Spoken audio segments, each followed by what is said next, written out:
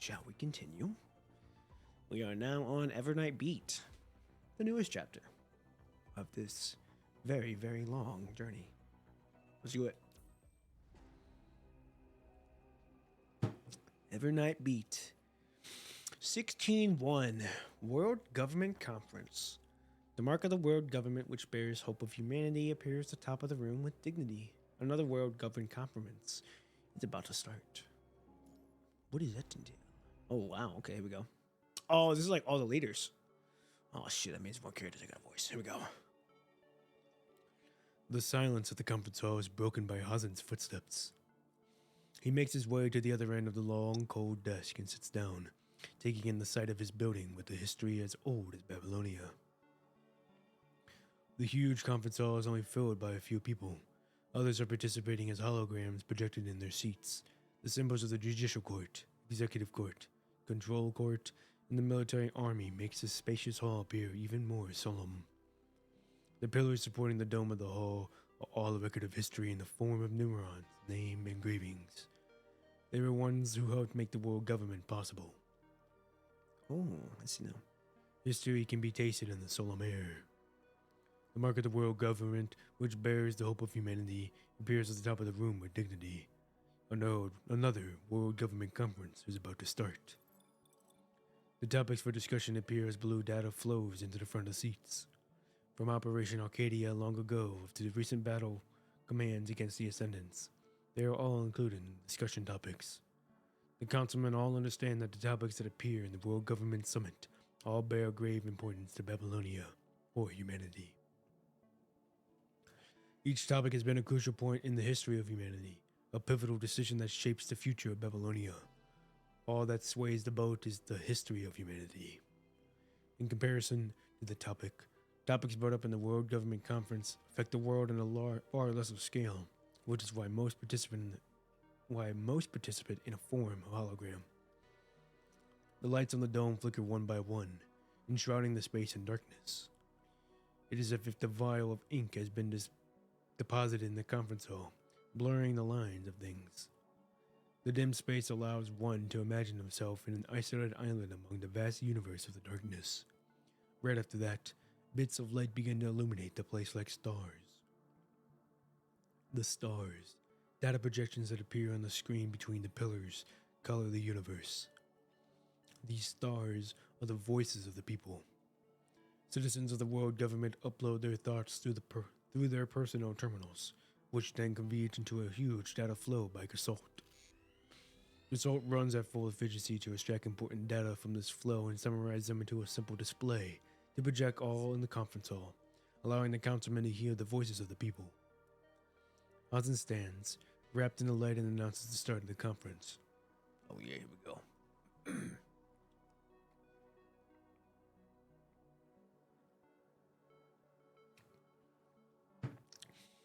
First on the agenda, recently, Acadelic proposed amendments to the treaty signed in the past, demanding us to provide more helium-3.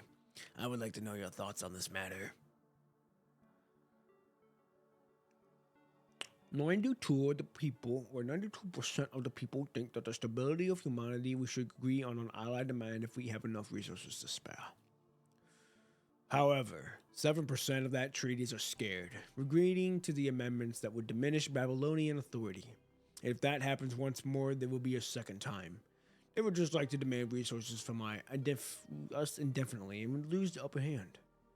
But don't forget that it's thanks to Acadelic that we were able to resume our ground logistic and trades with the Confederation area. Those blood-sucking merchants are requesting to change the treaty, now precisely because they know that we'll just be walking into their trap. Don't know who you are? Oh, this is important, actually. We'll assume it's a guy. Acadelic is an ally to be negotiated with. As long as the contact is realistic, there'll be another chance for discussion. Well, I was kind of close. A calm voice emanates from behind the court's control system, interrupting two councilmen's squabble. Never mind, this is a woman. I was completely wrong. The speaker is a gray-haired woman, one of the few who were actually present in the conference hall. Time has mostly decorated her short hair with streaks of white and etched wrinkles on her face, but her sharp eyes remained determined. Woman who gets shit done. Those pair of eyes have witnessed countless storms in the history of humanity, and it is exactly all that she has endured that allowed her to stay vigilant. It may be exhausting to have her to stay on edge at all times, but she still does it because she understands the duty of the control court. She understands the responsibility one has to bear in person in charge of said court. She is the one who reins in those who stray and ensures that the conference does not endanger humanity. To sustain a friendly relationship while still being able to maintain authority. Voting regarding Councilwoman Hedia. Proposal begins now. Hazen presses the green button in front of him.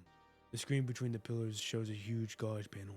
After a few seconds, Consult displays the result. 97.1%.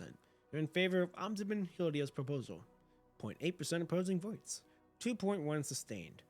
The supporting rate is higher than the minimum requirements. The proposal was passed. Good. The Judicial Court will now draft these new amendments and pass it on to the new Control Court for filing. I'll sign it after the Diplomatic Court clears it. Moving on to the second topic of the day, Nikolai's proposal to expand the army.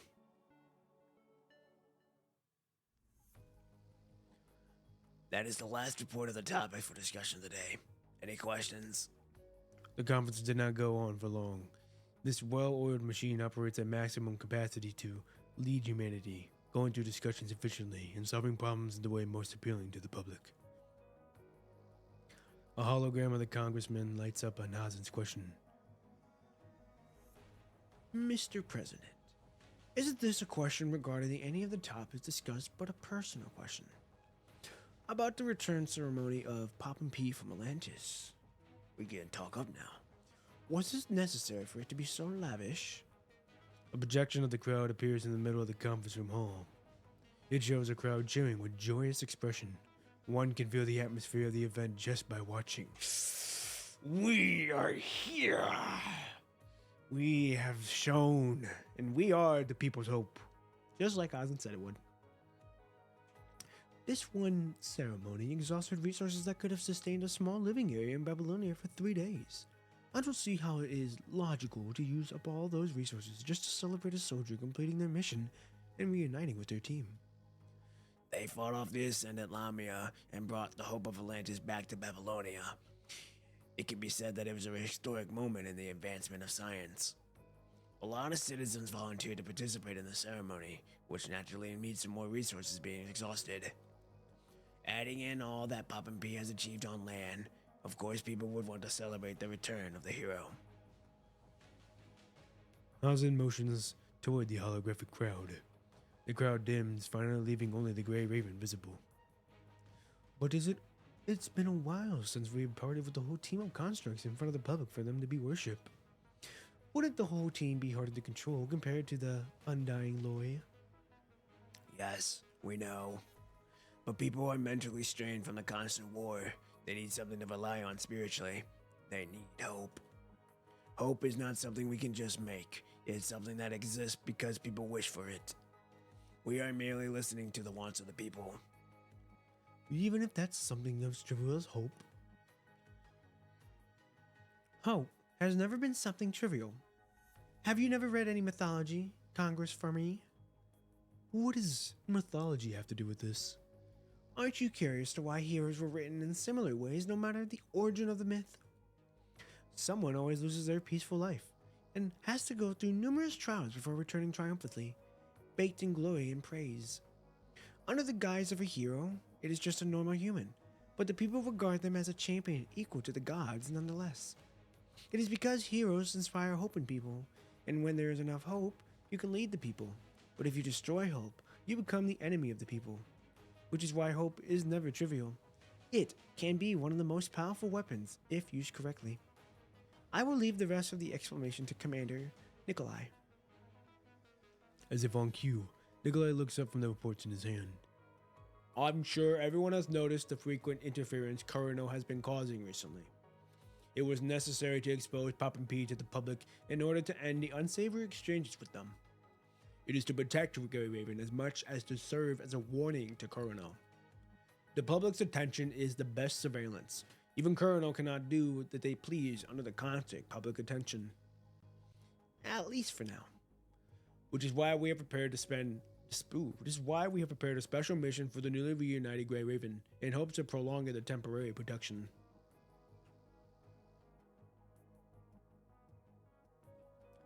As the councilmen react by staying silent, Hazen plasms his usual smile. He claps to indicate the end of the conference. The holograms flicker out while the remaining councilmen filter out of the hall. Soon, only Hazen, Nikolai, and Hilda are left. Or Hilda. Colonel has eyes everywhere. There was no need to announce our objective out loud to the whole world to see. It's fine. I'm certain Colonel already knows all this, so it wouldn't have made a difference. And there's nothing they can do about it at the moment. It's been a while since the three of us have had a chat. Oh, dude, these are like the OGs. These are like the three big... I'm sure these were like the big three back in the day. Woo-hoo-hoo! What a scene to behold. What a scene to behold. Private interactions can lead to unfair judgment. As the leader of the control court, I have to refrain from private meetings from you to remain fair. But there are exceptions, such as when discussing something as unique as what we are going to do now. Shall we get on with it then? So, what if the control court and the science council found out about Omega File? Depending on the significance, we may have to prepare for a large-scale world government conference. Damn. The conclusion is already on your terminals. I just sent it through the encrypted channel a second ago. Oh, that was quick. Okay, here we go. Episode 2 of Chapter 16, Antagonism. Science is a torchlight that lights the way to humanity's future, not a wind that fans the flame of some civil war. Oh shit, we are about to be getting into a civil war. That is fucking crazy.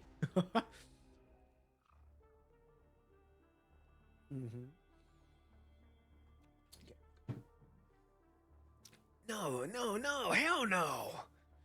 Collins throws the thick stacks of file into the air before lying on the black walnut table in a study. His arms and legs stretched like a snow angel. The stuff we made for the Luna's data is nothing but an empty shell. That thing won't help us evolve, not even for a bit. Is that so? All the data entries that reports I've seen have suggested that it's better than any frame in existence. Useless! With his sluggish tone, Collins sits up from the desk, loosening his tie and looking at the person reporting to him. I've never wanted another powerful construct. What I want is to get humanity to evolve closer to the Ascendants. I fucking knew it. Don't you get it? If a construct is an improvement on the human flesh and bones, then an Ascendant is an extraordinary leap of progress. And the possibility of evolution, the chance of free humanity from its limitations of the last few hundreds of a millennia, is hidden inside that agent. It is how we give humanity more leverage on this planet. No. In this universe. It's clearly not something we can decipher for now. Perhaps. But, as long as we have Luna with us, we will figure out a way to unlock this treasure trove. So they do have Luna. What the fuck? They have Luna? Wait a minute. Hold up. They have Luna? Or do they just know about her? See, I've been meaning to ask you. Are you not avoiding saying that name anymore? That's not necessary with you. After all, we're tentative partners during this exciting journey of opening a treasure trove. What? You don't seem excited at all. Because this is not the time. Based on our eyes and ears in the Parliament, our situation is quite dire currently. We won't be able to torch the Commandant for a while, or touch the Commandant for a while. That's fine. Don't you think this whole ordeal is one of the gifts of the trove as well? That feeling when you have that treasure chest in your hands, but not a single thing you could do will bulge it. The anxiety and thrill when you can't even find the keyhole. As if insects are crawling and gnawing all over your body, or being engulfed by fire. Collins cries a dramatic tear. It's gliding along his wrinkles and the two hands conveying his chest, leaving a wet mark on his dark-colored suit. It's a once-in-a-lifetime experience, I'm telling you. Because you know that the wait is worth it. You know that once you open that chest, you'll gain the riches that can topple the world. But we've only lost the only one who can unlock that chest, and the key is being protected by the Parliament right now. And you don't look distressed at all. Ouch! How can you say that about me? I'm the one who shepherds the care about the herd, after all. One of those that carry a butcher knife, I suppose. Regardless, changing into a herd of sheep to snatch one is just going to cause us trouble. One day, our dear Pop and P will find our way back into our sack. One day. Collins chews over his words, his gaze traveling past Rebecca into the distance. How about waiting for that day with a little class? Of course. Collins takes his time to jump off the table, taking a bow in a way he thinks elegant, before heading into the compartment to the side. A few moments later, he steps out with a new suit and looks identical to his old one. What the hell? Do you only have that one style of suit? Clothes are just cages of morality, and humanity locks himself in them. All it does is distinguish us from the monkeys in the zoo, making us look more civilized. Would you care about what the cage looks like, or what your cage looks like for that matter? I can't agree with that. That's alright. I was just expressing my opinions, not looking for an approval. Everyone expresses themselves with their eyes, their actions, and their purpose as long as I live, or posture, for that matter. I simply choose to express myself with words. How about you? What do you think? What do I think about what? This floating treasure the Parliament is hiding. I'm still not sure what it is, but thanks to what you did, the Parliament has retrieved quite a number of things. Ooh, lots and lots. Collins closes his eyes, his figure gently tapping on his temple. How dare you, Nikki? Now I'm even more eager to see what you will reap. Oh, the anticipation. I'll leave it up to you, our dear socialite. This time, we collect the fruit of their labor. Everything is at your disposal. Nothing is off the table. I'll wait for your good news. Collins laughs as he pushes open the door and walks away, leaving Rebecca alone in the study. She takes a look at the terminal Collins left on the desk. The monitor keeps flickering as it refreshes the different confidential journals the Science Council has stumbled or submitted to the Parliament. Seriously? He's still the same after all these years. Shaking her head, Rebecca grabs her terminal from the desk and departs this unpleasant room. Oh, shit, here we go.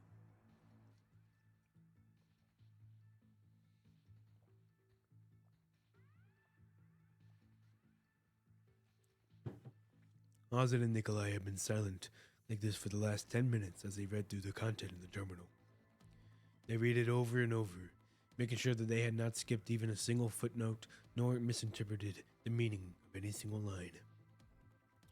Due to the clearance level required, we have monitored the entire process of researching the Omega file.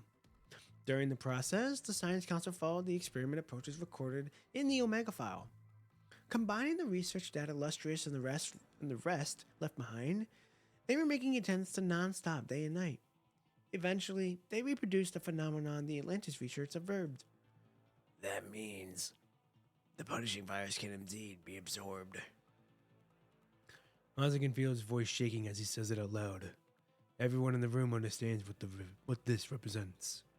The punishing virus, the bane of humanity's exile from Earth, is now something that can be eliminated. This long, drawn-out war has finally seen a hopeful glimpse of victory. Humans finally have a chance to reclaim Earth. Now, that is true. How they go about it, though, that is yet to be seen. And the prices paid in the past have not been in vain. All those sacrifices can finally see the redemptions. Atlantis has passed us the torch of hope, and its flame will wear the light that burns away the punishing virus on our planet. Ugh. Nikolai also expresses a hint of being moved. He closes his eyes slowly, remembering all the little things from the past. Exhaling a deep breath, he breaks the shock and silence in the parlor room, which has resounding voice.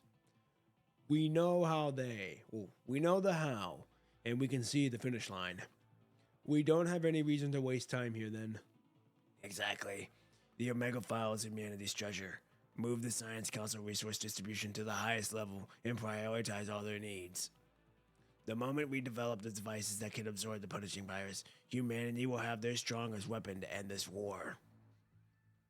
After Hansen issues his command, Nikolai's expression returns to his usual coldness. Mr. President, don't forget that making a move this big will draw the bloodthirsty sharks lurking underneath. Colonel wants our research, but we also want their data. As long as we put up proper defenses and take the right steps, we can use this opportunity to figure out what Colonel has discovered behind our backs.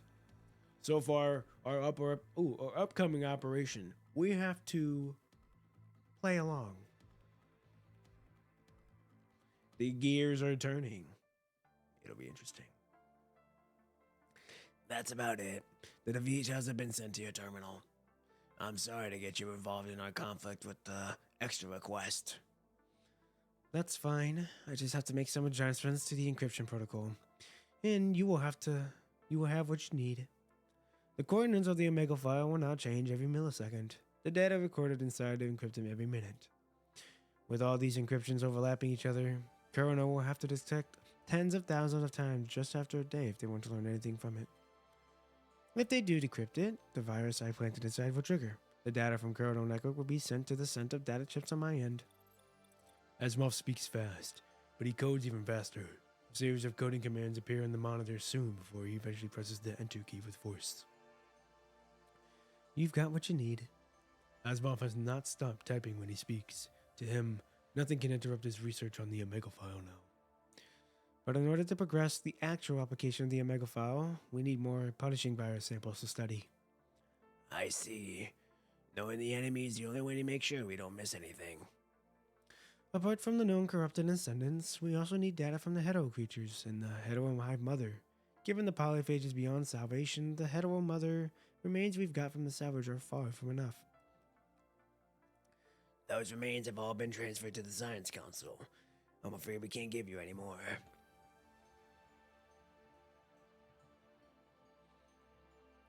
If we don't have it, we'll just find it. Hilda waves the miniature terminal in her hand. This is a terminal Asimov sent to the control court. Allow me to explain the rest. It records the abnormal data captured by the inner device from the glory frame. During the investigation, the Science Council determined that this abnormal punishing virus overload stemmed from the fight between Chrome and the Hive Mother. During the fight, the Hive Mother maintained a faint connection with the entity beyond the sewage system. That connection was the reason Chrome as a device overloaded when it shouldn't have.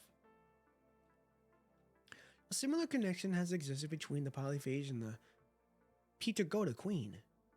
Damaging one affects another, and the wounded side will send out an alert to the surviving side in a way to accumulate experience. Like a defense mechanism a tribe develops to make sure of its survival.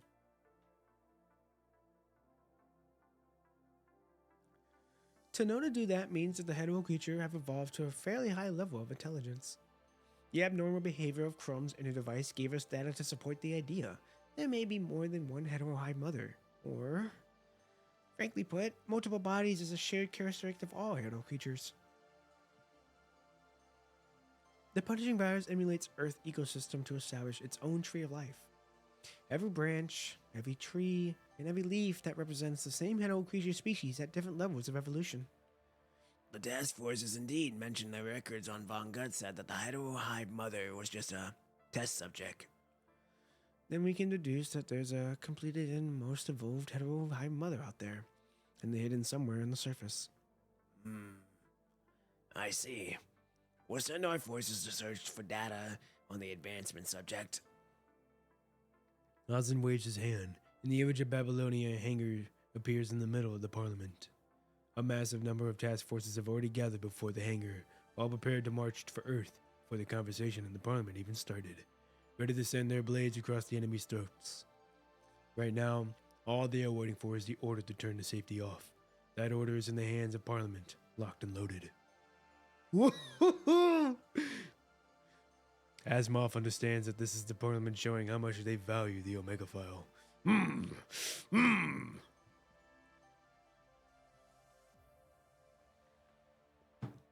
He turns his gaze away from the projection, only to notice a pink-haired construct in the scene.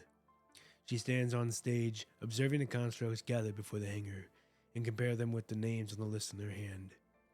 The icon of the control cord in her body establishes her identity and the role she has there. As the scene of the hangar is recorded and projected into Parliament Hall, this smiling pink-haired construct looks directly at the camera. Wait a minute, huh? Wait a minute. Hold the fuck on. Oh, wait a minute. She's a construct? Is she from Babylonia? Wait a minute. That don't add right. That don't make sense. That don't make sense. That same fucking hood and the crest that we saw not too long ago from Roland's side. Why the fuck is she here? The merciful one. Asimov feels that she is no longer looking at the camera. Instead, her gaze crosses the countless cables and reaches to Parliament, or maybe even somewhere further. The thought blemishes Asimov. By the time he tries to confirm his feelings, the pink-haired construct has already finished her inspection and left the hangar.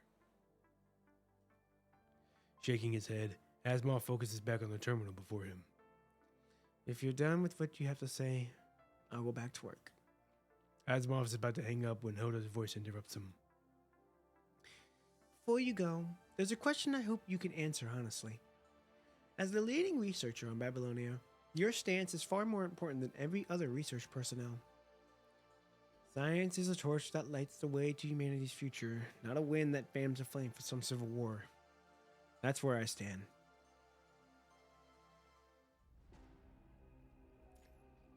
So why is the merciful one here? And Asimov's the only one that really noticed it.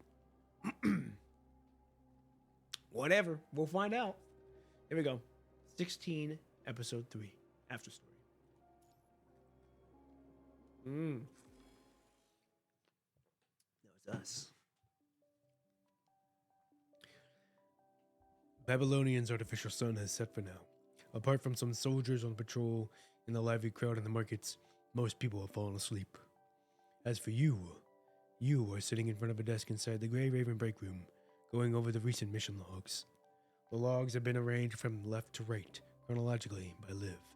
Your fingertip flips over a page and another memory is reawakened in your mind. Sitting on the transport craft returning from Atlantis, you receive President Hansen's encrypted transmission all of a sudden. First of all, congratulations on completing the confidential spec ops. Grey Raven can finally take a rest in the coming days. Wait a minute. Confidential spec ops? Rest? That's right. You must be able to tell from the reuniting with your team that Coronor's control of Grey Raven has been dismantled by us. You have proven yourself with your actions, and it's only fair that we reward you with more than just empty words and congratulations. When you're back on Babylonia, we will host the grandest welcoming ceremony for you. I guess it's not just to congratulate me, I suppose. You're smart. Now that's a pretty good time to do this. Hazen smiles and nods. After this ceremony, Grey Raven will no longer be an ordinary squad under the task force, but war heroes to make the impossible possible. The people will follow you. They will look up to you. You have brought them a spark for hope for the victory and overcome desperate situations time and time again. They will see every move the Grey Ravens make. And because of that, Colonel can no longer take away Raven away from the people. Why? Why this, though? Is it necessary, Hazen? Absolutely. People are looking for heroes, for hopes that will bring the war to the end, and the Grey Ravens are the perfect candidates. To carry out this plan, Grey Raven's main mission in the coming days will be to boost morale in each fighting region and establish people hope for victory. That's what the people want, and that's how we protect you. Makes sense. You have not seen Vera and the Cerberus members for a long time since the welcoming ceremony. That's the thing. And that's the crazy part too, is we are celebrated as heroes. Yet what the hell is happening to Colonel? They're probably getting the worst of the worst right now. Fucked up thing to think about. Apart from returning to Babylonia to hand you your mission logs, you and Grey Ravens have spent most of your time going from safe zone to safe zone among different areas on the surface, far away from the front line. It might be more free carrying out the Parliament's mission and being forbidden to contact some people than being locked in Colonel's cell. This overprotection was nonetheless grown weary on you. The Babylonian night is still far from over. You open the mission log to the desk and confirm the final details before submitting. As it opens, the recorded scenes play out before you as projections one by one. Hey, yo, what? Who was that? Who were they?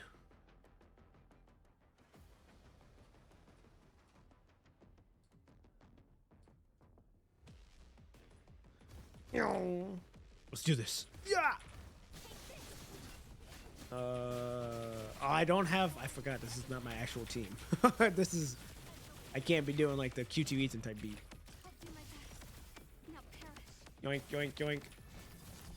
No one can escape my path. No, this is like. I can't. What is this? Is this like a mission that was happened previously, or?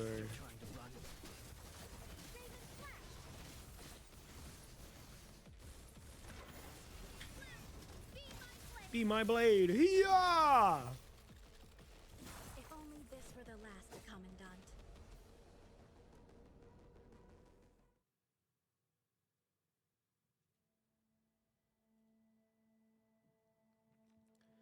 The moon is hanging high above the city by the time your work to support the conversation area is over.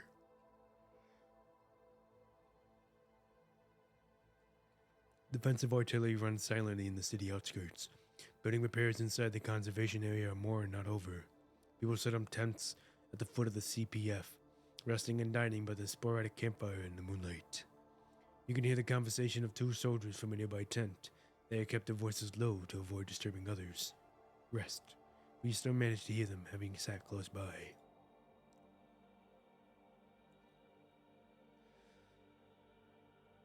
Why aren't you sleeping? Can't sleep. Something on your mind? The scavenger soldier sighs heavily after a long silence. It just feels unreal. Before you lot said me and took me here, a friend and I were just wandering about. There were no tent, not to mention a bed, just in case some corruptor showed up during our sleep. You took us out. Oh, you took it. Yeah, it took us out. We had to rest back to back, guns in our hands, and somewhere in a hole somewhere. Now there's a tent and food. Babylonia kept us safe. We ain't relying on junk equipment to protect ourselves no more. There's still a gun in my hand, but my friend couldn't last long enough to get help from Babylonia. I'm sorry. There's nothing to apologize for. Old Johnny and I both knew. Old Johnny and I both knew we'd die at any moment. No despairing without dreaming. That's how we scavengers see it. Seeing the conversation area bit we built, hearing the news of other cities getting taken back, receiving supplies from Babylonia, that's when I knew that the days of living fear were over. Safety and stability are back. All this fierce is unreal. I understand. I used to be a soldier fighting on the front lines as well. Barely got rescued by underneath the Grim Reaper's scythe. Now I'm stationed way back here in the conservation area.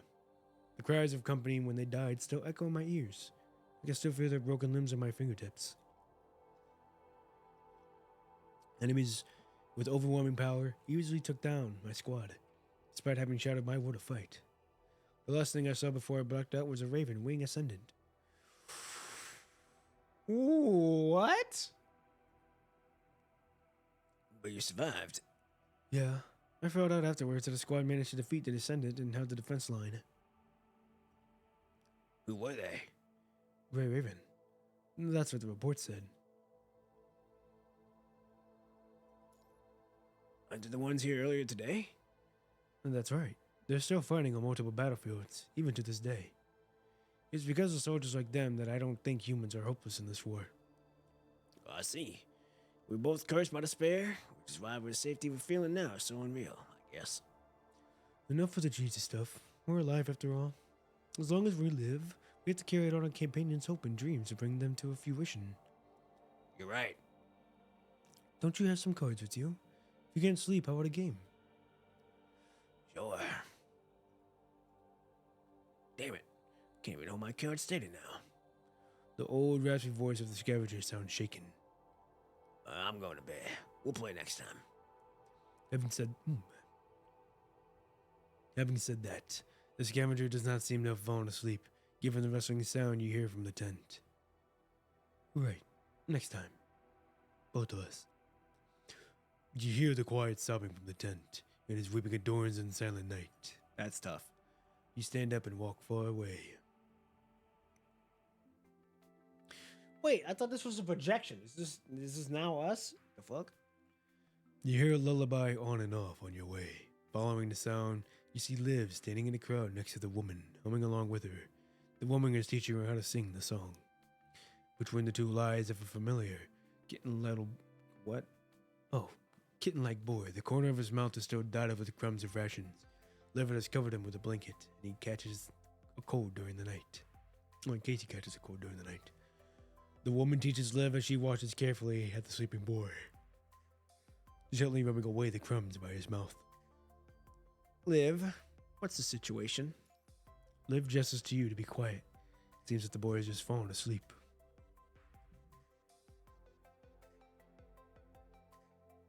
The woman carries a cup to you.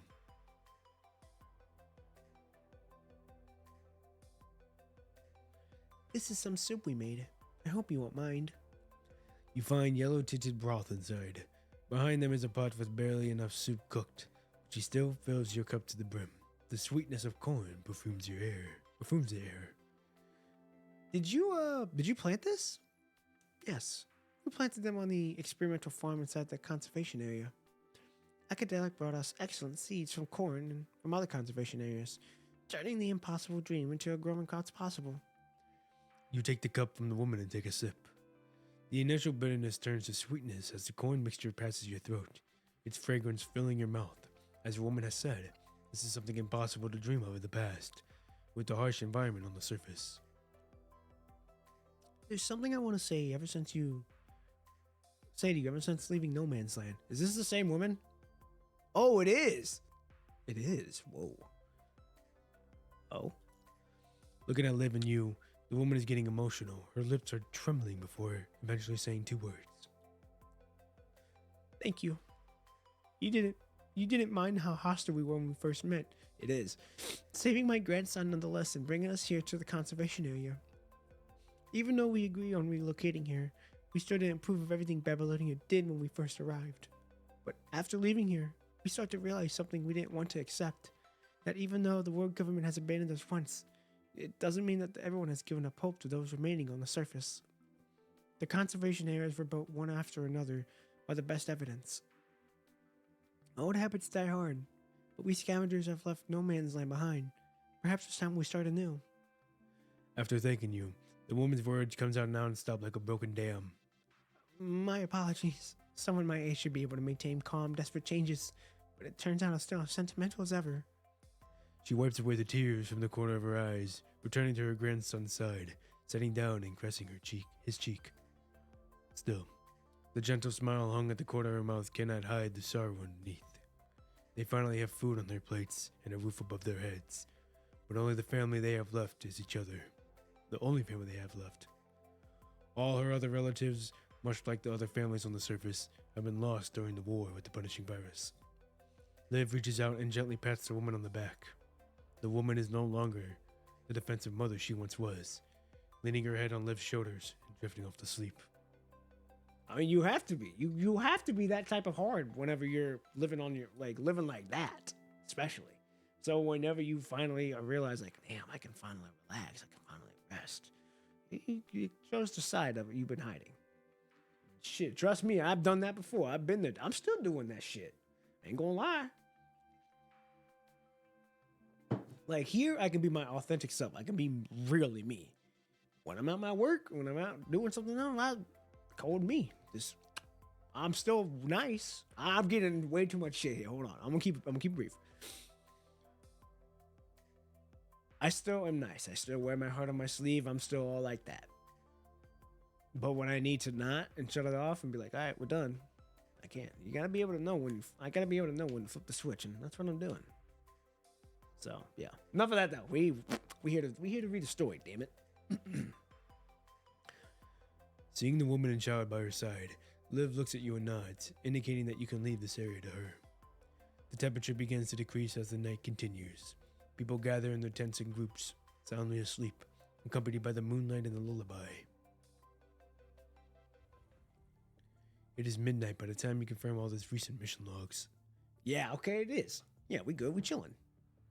Thought it was a fucking projection. Grey Raven's mission is to, in the coming days, will be to boost morale in each fighting region to establish people's hope for victory. Just like what the president said, clearing corrupted. Scouting, transferring supplies, simple, cumbersome, and focused work has become a major theme in your recent days. Conservation areas are being built one after another behind the front lines. With the help of Acadelic, people are trading with each other. Iowa is being steadily built. Lost bases in some areas are recovered by the Forsaken. With each of your recent missions, you can see the surface on the track being reclaimed. You have also fulfilled your objectives perfectly, encouraging the men and women on the ground as Parliament hopes. Yeah, I found out afterwards that the squad managed to defeat the Ascending down the defense line. Who were they? Grey Raven. That's what the report says. Aren't they the ones here earlier today? That's right. They're still fighting on multiple battlefields even to this day. That's because of the soldiers like them, and I don't think humans are hopeless in this war. That's what's bugging us. It's great to have Grey Raven here. There's hope in Grey Raven with us. Don't give up. Grey Raven's coming. Similar phrases have been appealing around you. People's attention has often become another form of scrutiny, protecting as well as pushing you. The mission logs before you are both approvals and bound to the Grey Raven. Commandant, you're still awake? Oh, Lucia. I'm just signing off recent logs. Lucia, Liv, and Lee step inside the room one by one, interrupting your spiraling thoughts. Hey, I mean, that's a good thing. They came in at the right time. Liv walks toward you with a steaming teacup. Ooh, the motherfucker do, Liv. What is this? Oh, okay, it's tea. Thanks. You take the cup from her. It's a warmth cast away the coldness from your fingertips having swept through the mission logs. Commandant, the pressure must have been building up inside you. What are you thinking? Talk to us about it. Oh, as much as I love to, we're probably still going to. And the game is probably still going to. Realistically, I probably just keep that shit to myself. You know, hey, don't want to burden you guys like that. There we go. Oh, good move. Just duties for soldiers. Lee shakes his head, seeing the logs on the desk. Oh, this is gonna be hard. Here we go. There's so much more to do. So many problems we can solve instead of staying in the back, safe and secured. You're right. The situation isn't officially steady yet. We can't let our guard down on those who took the Commandant away in the first place. Colonel. Oh, goody old pal. This name has even been appearing around you more often lately. If you do anything out of the ordinary during this time, even the president can't protect you. President Hansen and the others have realized the danger you could encounter since back then. Colonel's behavior is also quite suspicious when you were connecting to Cerberus. Why would they withhold the coordinates of Luna's home from Cerberus in the files in the first place? Why did they give you the wrong coordinates to task you to locate them? That arrangement was not a mistake. It was a deliberate test. In ignoring the underlying threat Colonel was presenting, hidden beneath the calm surface of Babylonia, you have been discovering dead zones along the railway, and you have heard the stagnant corrupted in multiple areas. All of them point to the fact that something is changing on the surface. A threat is lingering around you, the dots waiting to be connected. It's not over yet. Clearly, the Parliament wants to keep Grey Raven safely in the back and shape them into idols of hope, sand down the sharp edges, and Grey Raven will become a tool to comfort the masses. This does not bode well to everyone on the team. The thought of breaking the stalemate is on the edge of your minds, and that is when your terminal rings. Oh shit. So it's like we're the people's hope, but at the same time, like, we're not. Well, we are, but it's like in the inside of the group, we aren't. All right, here we go. We're gonna do this, and then I'm gonna go pee. Episode 4: Search for the coordinates. Asma stops tapping on the projection and points to one point on the globe.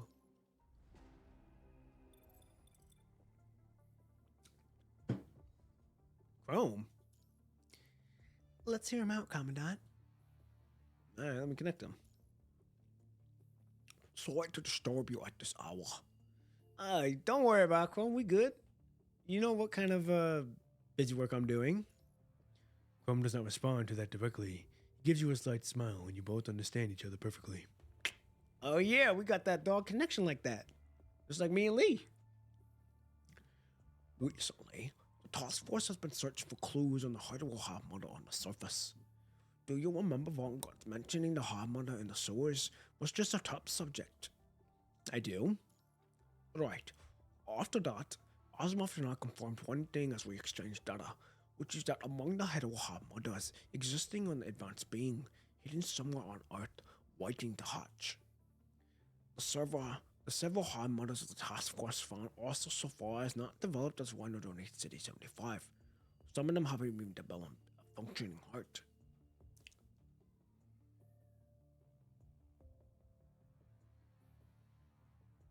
This discovery also confirmed the idea that the same hetero creature would multiply into multiple beings.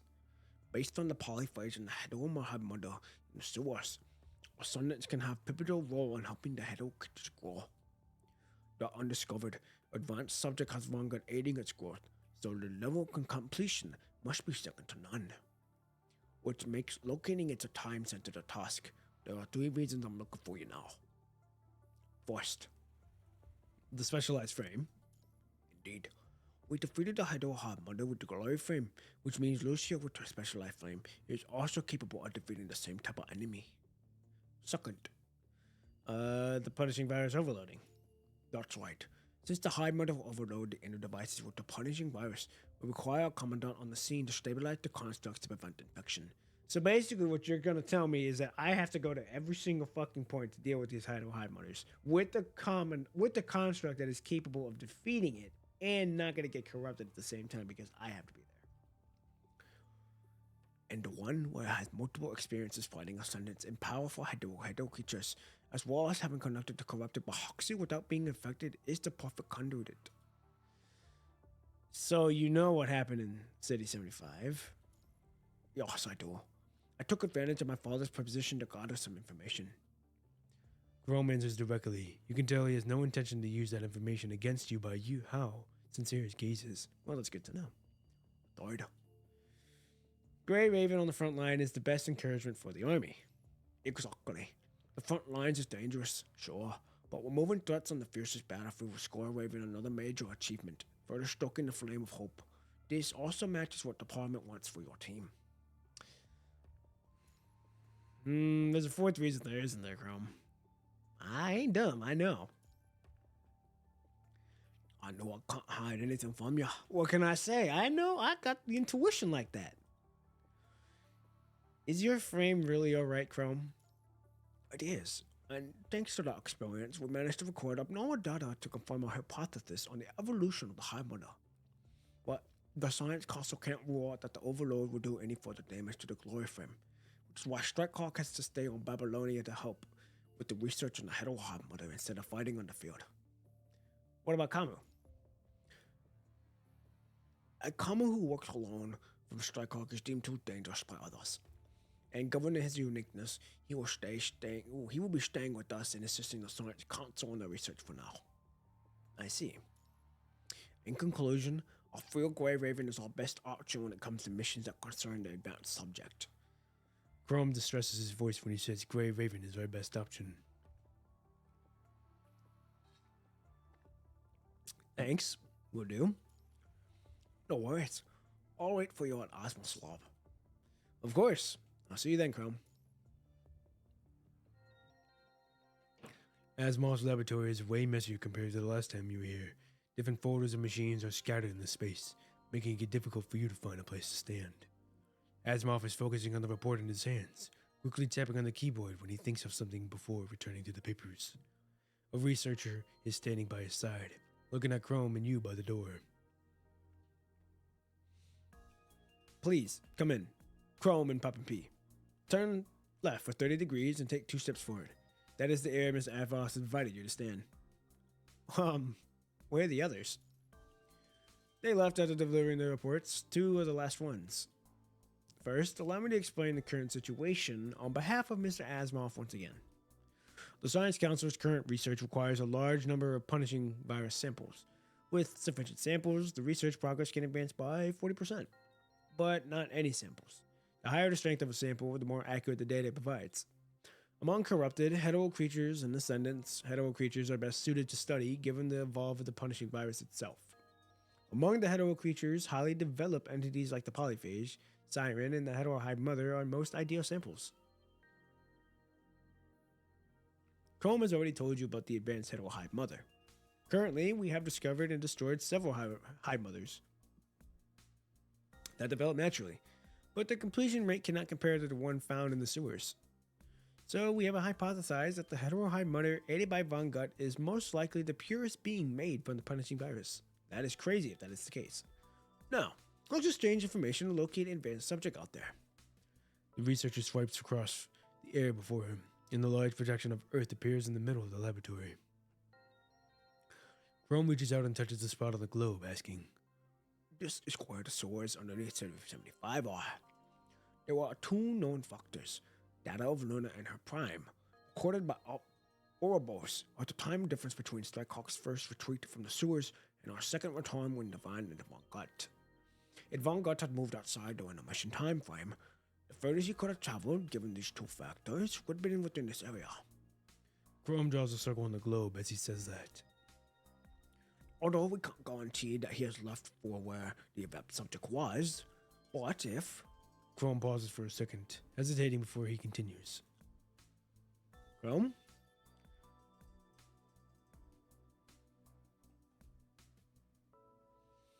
If I were him, I would go to confirm the state of the heterohive mother during this period of time. Although this was my only subjective estimation, we couldn't ignore the faintest possibility. And so, Strikehawk began to search for the data related to Von Gut on the surface, and we eventually discovered some of his unique signals recently. Afterward, we searched out outward and with the sewers of the center before finally coming upon Marcus's signals in these directions. The circle on the globe gets smaller and turns into few thin lines, displaying the directions Chrome has mentioned. Wait, Chrome, this is based on a hypothesis, though. That's fair, but it's not without its value. Science, after all, is the process that can confirm hypothesis. Asimov says out of nowhere, his gaze never been moved from his monitor. Here's the intel the Science Council is organized. After announcing the heterohive mother, although we can't determine the principle of which it is formed, we can confirm several of its features. Abnormally energized punishing virus concentration and interference of the magnetic field nearby. Not only does that interference affect communication, but it also could affect the surrounding environment. The things the researchers listed match the anomalies you've been encountering on the surface. If we can discover the exact coordinates of these anomalies on the surface, we will be able to narrow down the possible locations of the completed hive mother after completing the data and combining the data that Chrome circle. Alright, now we just have to take the task force to find these coordinates. Looks like it's time for me to take the stage. I think I know something about these coordinates you guys speak of. As Chrome and the other researchers look on, bewildered, you mark out the different anomalies you have learned about throughout your different missions on the globe. The words have connected to the dots among the different anomalies you have encountered recently. No wonder it felt like I was missing something then. The anomalies that have been happening all across the globe are no accidents. A new storm is brewing. These coordinates. The researcher nods at Asimov, Asimov takes a look at the dead zones and anomalies you have marked, and he frees up a hand before tapping on the projection of the globe. Multiple formulas and equations appear by the projection, the variable changing at an incredibly high speed. The time difference and movement speed, the latitude and longitude differences of the railway, the consumptions of helium-3 and the average speed of the internal engine, and the area of different dead zones can be calculated. Input the coordinates and the areas and the anomalies into the function and calculate, then combine that with the result add of where Von Gut might have been. I'd say about 41 to 42 degrees. A conclusion to you, none of you came alone. Then, with all of you working together, all of your clues converge into one single point through Asimov's formula. This is Where the exam subject could have be. Or, yeah, he could be there. Asimov stopped tapping on the projection and points towards one point on the globe. How's the resolution in the conservation areas? We've claimed 43% of the cities lost during the pandemic age. The engineering force has been restoring them to batches recently. 19 of the cities are found and free to corrupted activities despite not being reclaimed by us. It's believed that the Forsaken have managed to take them. 36 conservation areas have been constructed this month, and the preparation work to receive the nearby scavengers is ongoing. Good. Hazen stares at the projection of Earth before him, silent. More dots lit up, meaning more conservation areas have been built. Babylonia support has formed a network, linking the different areas to it, connecting humanity again.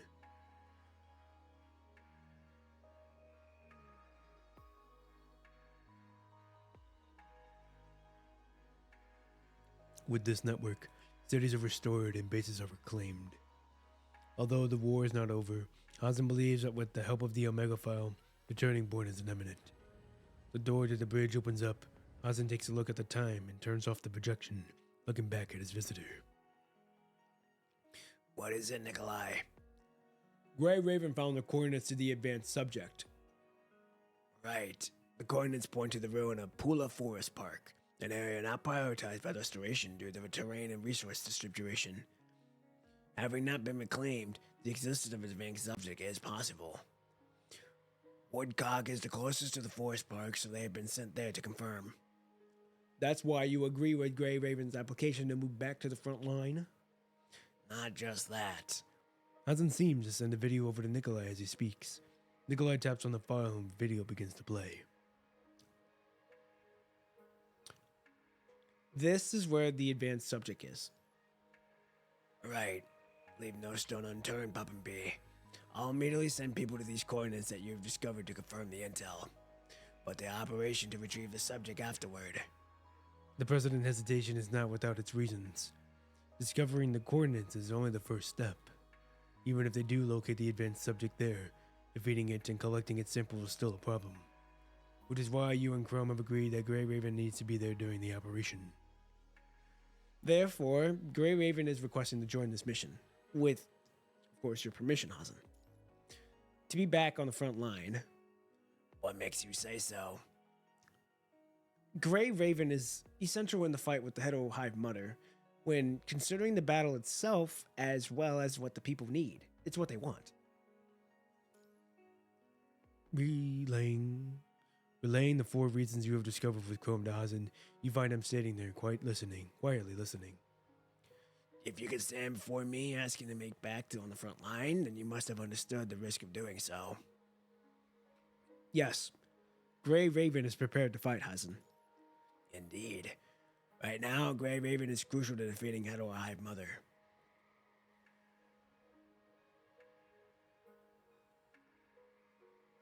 Past and future, hopes and duties. The conversation between President Hazen and you jumps from topic to topic, as if you two are attempting to talk about everything in the limited time. Your ideals clash on the bridge as your soul resonates with the universe.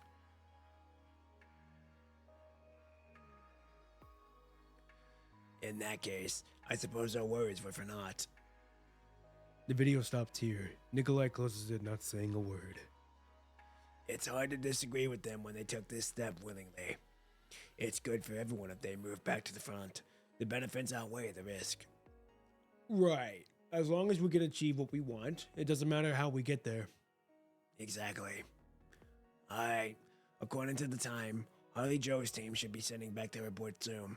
I hope their effort isn't wasted this time, and we find that advanced hetero hive mother. It's so interesting. Finally back on the front lines, knowing that it's going to play the pros outweigh the cons, and knowing we don't know who's actually doing this. We know Von Gut's a part of this, but we don't know what exactly he's playing on it. We know he's advancing the hetero hive mother. To what extent? All right, here we go. Episode 5. Hetero Sapien. Humanoids slowly turn around, their strange shaped feet crushing the bones on the ground, making an eerie, squeaking noise. Oh yeah, here we go. Rapid footsteps approach from beyond the door. The renal scanner outside announcing the name of the visitor. The door opens, and Hoda enters the bridge, standing before Hazen and Nikolai. How'd it go? Did we find it? All the data suggests that the hetero hive mother is located inside CPF 040 at the center of the Pula Forest Park ruins, or what used to be CPF 40. What used to be? That's right. It's better to see it yourselves. With that, Hilda sends a report across the desk, and the warning on the cover has Hazen frowning. The last report with the warning tag was reported related to Luna. Hazen opens the file, and visuals of the Pula Forest Park ruins are projected before him. The first thing that enters the vision is a large field that connects the horizon. Beyond the field is a dense forest. Although the existence of a large area of lush woods is miraculous on its own right, it is not the cause of shock. Everyone gazed towards the towering tree at the center of the ruins. Natural greenery intertwines with the wreaths of the scarlet punishing virus along the tree, its twisted branches dancing and parading. It has replaced the CPF. The control court immediately sent out the video of the science concept for analysis after seeing this. Their findings suggest that those and things enveloped in the CP40 are made of hetero creatures mimicking the plants of the forest park. They have recently invaded there. Since there was an interference inside the forest, the following video is recorded by the Woodcock Commandant Harley Joe offline, uploaded after they escaped the park. Woodcock slowly approached the CPF-40 after submitting the visuals on it. Their initial investigation was not run into too many obstacles, but as they go further into the forest, strange things begin to happen. Teams that enter the forest form different entry points have reported discoveries of campfire, human footprints, and scavenger clothing. That's... Why would scavengers appear near a CPF that's not reclaimed? We don't know yet. We have found human activities at the forest park, some of which are fairly new, meaning there was a group of scavengers who entered the park recently before it was invaded by the hetero hive mother. But that's not our key problem. Following the tracks of human activities, several figures covered in scavengers' capes appear before the squad. Hey, yo, what? Oh, that's Woodcock's Commandant? Is that a girl? Yeah, Harley Joe. I thought that was her name. This is a dangerous area. Please stay where you are. We're coming to get you out of here. The Woodcock Commandant shouts out at the figures, but they do not respond. The constructs next to him take a look at each other, then raise their weapons and cautiously approach the figures. Only when the constructs arrive before the figures that they have realized the truth. Those are not humans that they have discovered, but humanoid monsters. Rather than being worn, their capes are just loosely hung on the humanoids' withered bodies. The humanoids slowly turn around, their strangely shaped feet crushing the bones on the ground, making an eerie squeaking noise. The red orbs on their chests are like hearts, pulsing intensely, the thin bones enveloping them. However, they are not strong enough to withstand the strong pulsations. Pieces of bone scatter their vibration, falling off their bodies and onto the ground, crushed by their feet. New bone structures immediately grow from the orbs, covering them once more, before breaking and regrowing. Behind them was hung a smooth, translucent string. Within each line integrate veins and nerves like an umbilical cord. These figures attached to the cords are like newborn babies, moving about stuffily with their deafening cries. That is pretty disgusting. No doubt they are hetero creatures, The Science Council are calling them Heterosapiens for now. The arrival of the Heterosapiens signals a grave danger. Hetero creatures' evolution mimicking Earth's ecosystem has reached the new stage of the Homo sapiens. Evidence shows that they are evolving much faster than we imagined. It took millions of years for apes and humans to evolve into separate species. Competitively speaking, the hetero creatures have spent less than a blink of an eye. Our enemies have turned from beasts to humanoids in a flash. What will they become next? That is a horrifying but honest question. With how fast they are evolving, one can predict how their enemies will present themselves next time. As the three turn silent, the chilling video continues to play. The Heterosapiens extend their rotten fingers from under the capes and point toward the constructs before them. Their mouths open and close cumbersomely, making strange, twisted noises. This place is dangerous. Please stay where you are. We're coming to get you out of there. This area is dangerous. Alright, keep going. Despite the distorted tones, the Heterosapiens have easily mastered the language codes that the human toddlers would take years to learn. Scarlet particles emit from beneath their capes. The construct and the devices blur out piercing alarms.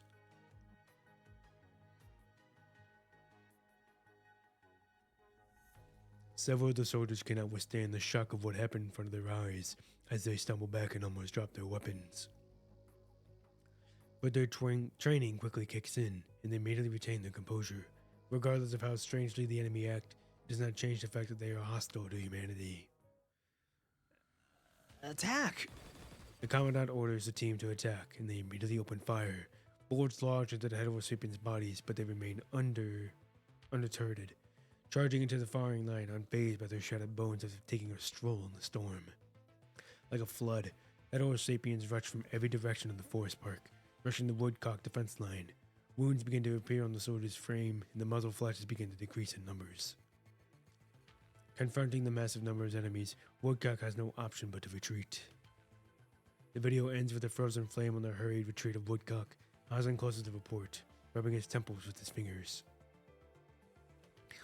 Luckily, it's not too late. The Heterosapiens have only appeared around CPF 40. Intel on them has been synchronized to all ground forces. The Science Council is further analyzing the footage, hoping to understand the Heterosapiens more. What's important here is what we decide next. We still have to face the Heterohive Mother after defeating the Heterosapiens. To get the sample of the advanced subject, we have to pay a hefty price. Which is why the Control Corp believes that we can make use of the Lognese arsenal during this operation. But doing so also means we give up on retrieving a sample from the advanced subject. Without the sample, progress on Omega Phi will be fall behind at least 40%. That's too long when the situation on the surface can shift at a moment's notice. That's right. The Lognese arsenal can only be used in the worst case scenario. Omega Phi is an important turning point of this war.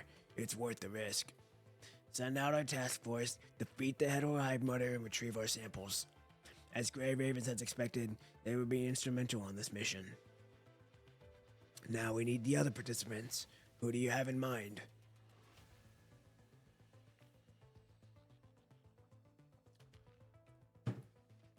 Ozan looks at Nikolai, who pauses for a second before speaking a name. Hans. His strength is crucial to this operation. If Grey Raven, with their specialized frame, is our assault breacher vehicle for the Heterohive Mother, Hans is our best choice to safeguard the vehicle and deliver it to the enemy. Or deliver it before the enemy. Since Khans of Babylonia are jammed in the forest park, we can't issue commands to the ground troops indirectly. It requires someone with the ability to observe the battlefield and make judgment calls. Whether to use the Lognese arsenal to destroy the Heterohive Mother, or to order a full force assault and retrieve samples, to save the surviving scavengers, or to extend hope Grey Raven brings. Each decision is critical, every choice burdened with the immense pressure. Hans is the one and only commanders who can shoulder that on the field. Hans is coming back. He's been in more wars than any of us since the Golden Age. His experience makes him the best option to guide this mission on the surface. But his health is getting worse. I don't know if he will walk out the polar forest ruins alive. You just said that the Omega file is worth the risk. Fine, but I have to ask him first. Silica sends Hans to the bridge. Oh yeah, we get the voice Hans again. Oh, big dog. Can't teach a dog new tricks. Hans is a real one. Hans appears on the bridge, standing straight and tall. His conversation with Hans and Lise lasts mere minutes, but it feels like ages have passed. As their conversation comes to an end, everyone in the room falls quiet.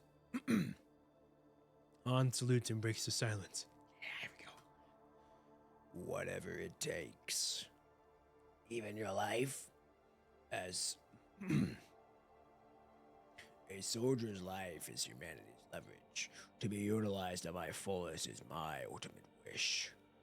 Hans' gaze is resolute, undaunted by Hazen's questions. Alright. Babylonian forces are at your disposal. I'll give them some time to cover up with the list. You can confirm it with Nikolai and Hilda later. What is Grey Raven doing at a critical time of this operation?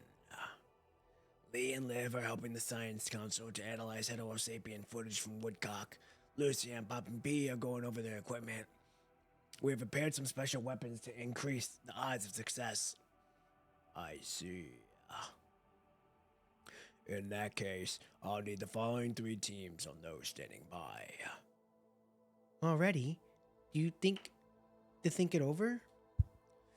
That is not necessary. Understanding the strength of each soldier is basic requirement for a commander.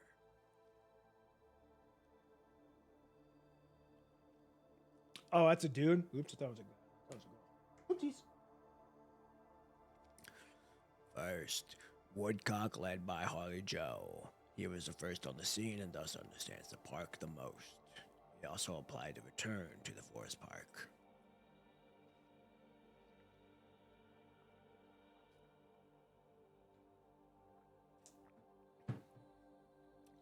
And Harley Joe's achievements in communication means he might be able to solve the interference inside the park, considering his team was hurt. I want to assign constructs from other squads to him as a temporary team. The second squad is Egret, led by Vanessa. Her efficiency can buy us valuable time. Given the lack of data on the Heterosapiens, we can also rely on Egret's heavy firepower to take down the enemies. The third team is led by Simon. Simon's capability is not that great. It'd be hard for him in high-octane fights with the Heterosapiens. His physical prowess is concerning, but the strength of his mind beacon is second only to Pop and P in this year. Someone like that will be able to share the strain with Pop and P when stabilizing the constructs near the Hetero Mother. I see. The mobilization order has been issued to their teams.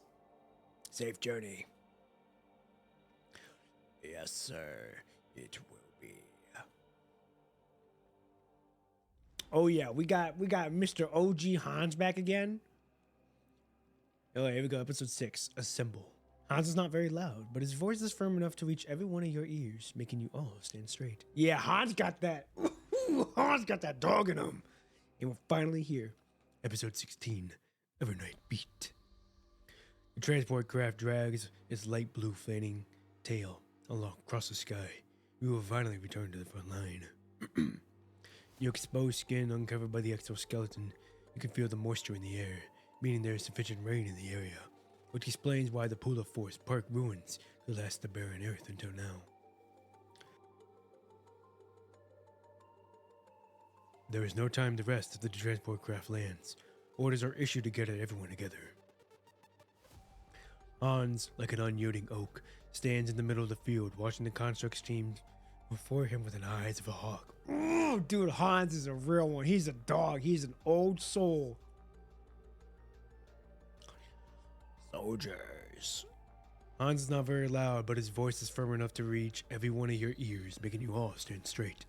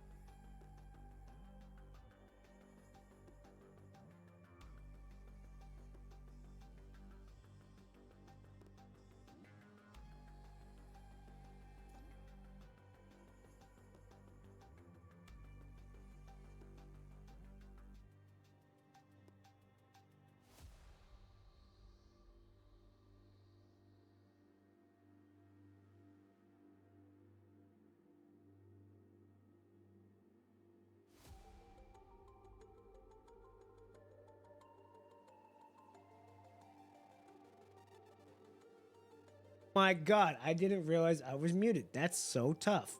My fault. That is funny and unfortunate.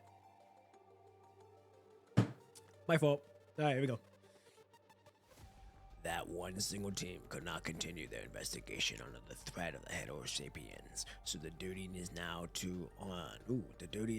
on the elite commandants here in your squads. We have two objectives. A construct passes a bit domain node to each commandant and hands orders. Holding the bit domain node once more, you cannot help but remember the fight with Wan Shi against Siren. Time seems to rewind back at that moment Selena and your eyes met. We don't even know what happened to her, do we? First, You haze is interrupted by Han's voice. With his hands held behind him, Hans looked at CP-40 at the center of the park for his ruins.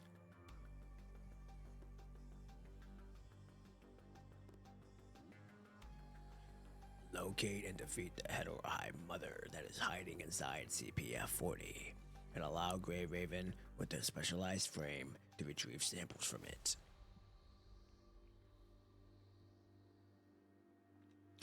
When I decide that it's no longer feasible to retrieve the samples or the mission to retrieve them has failed, I'll issue commands to install the bit domain node so we can guide the Lognese arsenal and take our enemies out once and for all. Second, to save as many surviving scavengers we find on our way as possible. Hans pauses when he says it. Of course, that's the best case scenario. You've read on intel on Heterosapiens, but I want you to remember that their appearance imply the punishing virus has evolved beyond our understanding in the blink of an eye. Who knows how they will change after we enter the forest park? When the situation goes beyond our control, and if our objective is feasible, we will prioritize installing the nodes and ordering the guide to Lognese arsenal. If not, Babylonia will carry out orbital strikes.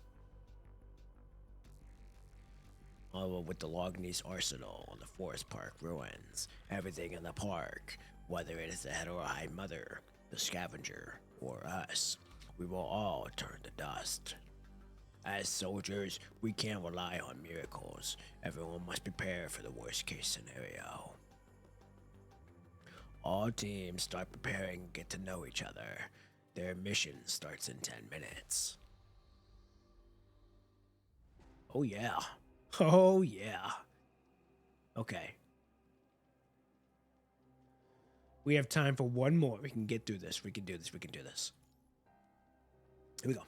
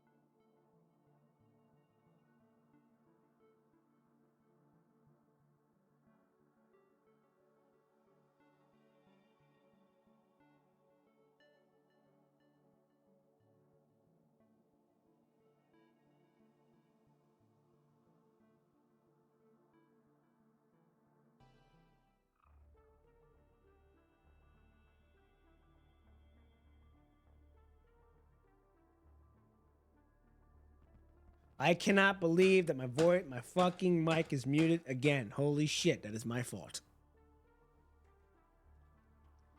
Hans gives Simon a deadly stare before waving his hand, and his teammates immediately spread out preparing for attacks from the Heterosapiens. Agrit, led by Vanessa, who also walks up from the side, stands next to you. Found anything during preparation? I picked up some plants and I gave them a taste. And analyzing them now. What about the Heterosapiens? Nothing about them. They're just some information about this park we didn't record.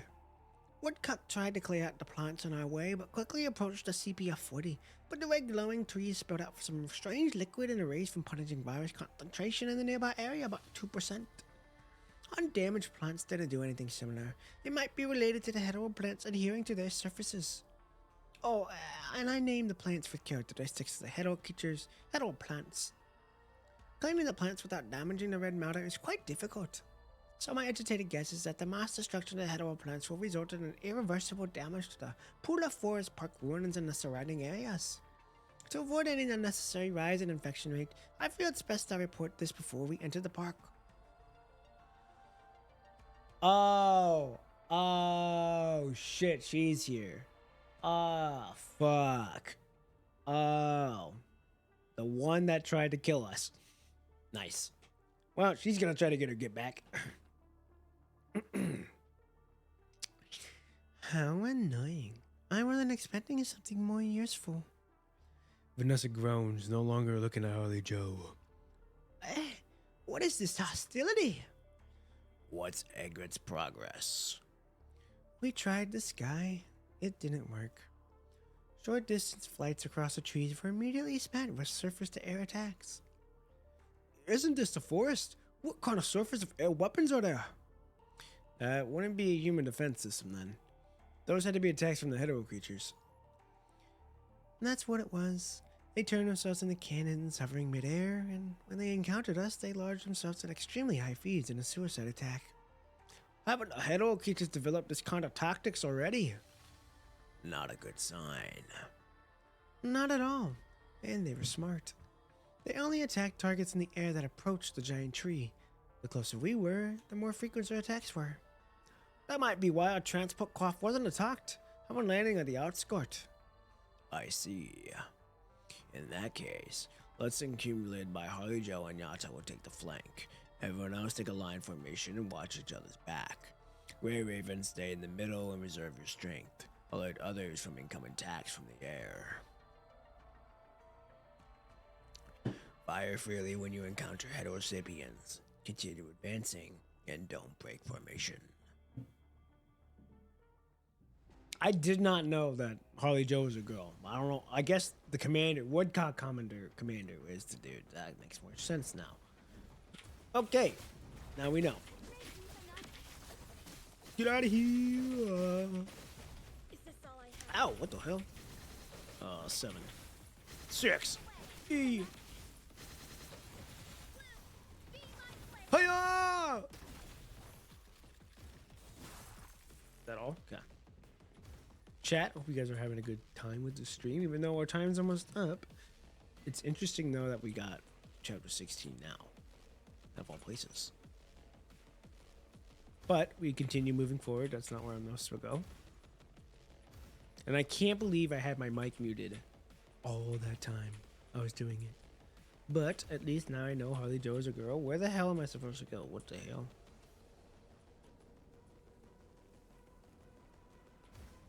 Let's go this way. No. Find out where the punishing particles came from. What am I missing here?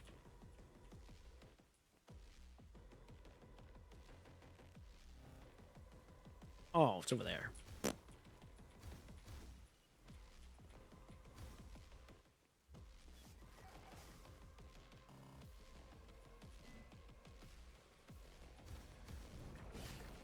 protect everyone. Oh, I shall save a path. I'll do my best. Now perish.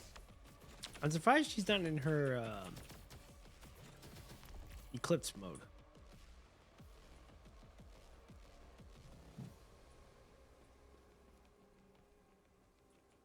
Where the fuck are we supposed to go now? Look for the arrow, look for the arrow, look for the arrow.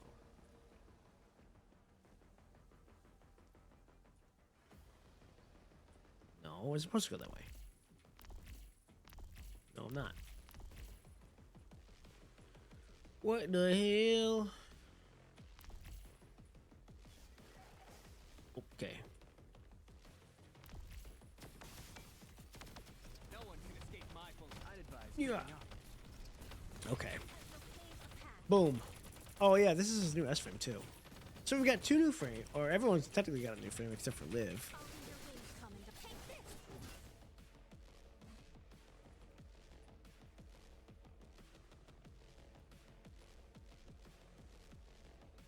Okay, now we gotta probably go this way. Yeah. If only this Oh yeah. was Commandant. Okay.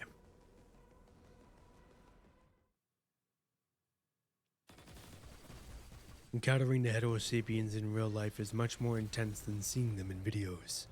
Their bones are fractured by Egbert's firepower, their fragments hitting the exoskeletons with a dull thud. Their bodies turn as cold as they lie on the ground moaning among the remains motionless. Check your wounds. We'll continue moving in 2 minutes. You all begin to carry out inspection repairs as you receive your order. Your head is slowly recovering from the spike of adrenaline, but you can still hear the voices of heterosapiens from all corners of the Forest Park ruins, warning you not to let your guard down. The cyclic comms interference happens to stop now, and all you receive a transmission at the same time. Attention, all ground forces, important message from Babylonia. I repeat, attention, all ground forces, important message from Babylonia. To avoid the comms interference, cutting this message short, we are sending the record message to your terminal, repeatedly offline. Please download the attachment once you are in your safe position.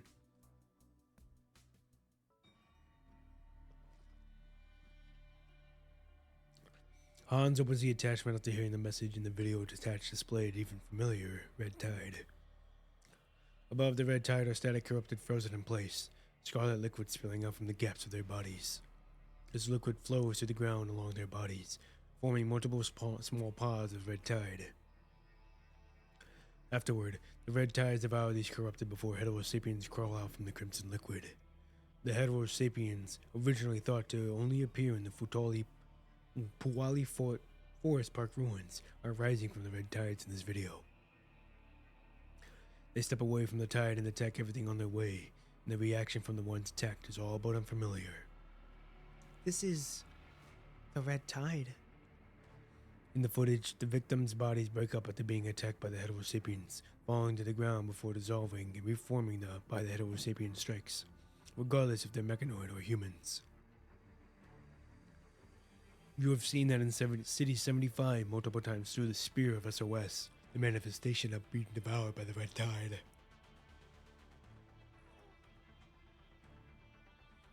Hazen shows up at the end of the projection and expresses solemn and explains what is happening everywhere on Earth.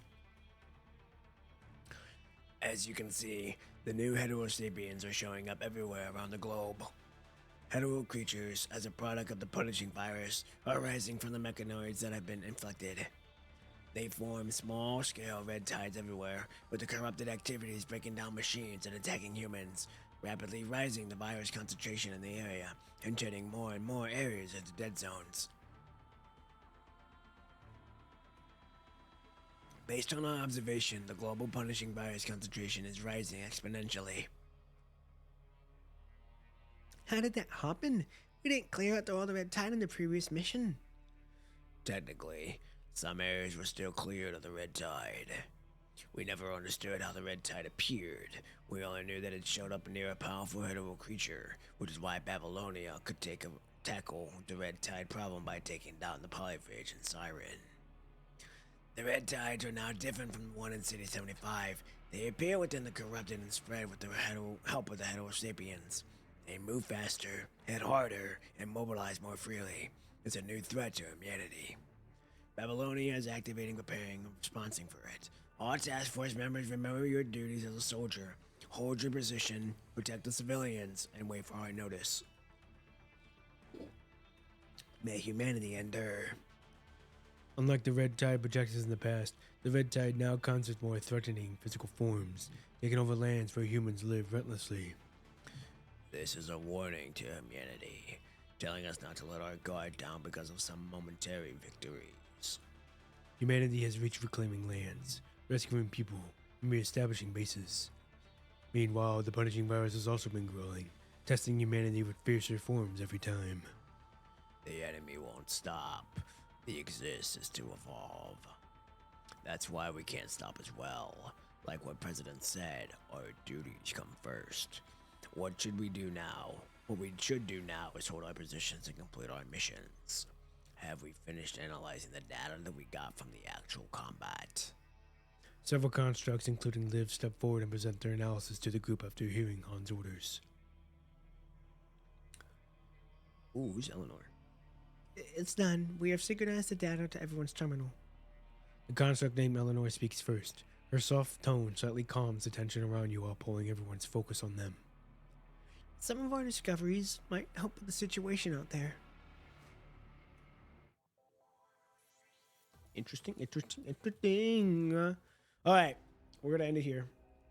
I can't believe I fucking had that shit muted. That hasn't happened in a long time, chat. That has not happened in a long time. So that has happened. But it looks like we made some progress. We're 47% away. That's not bad.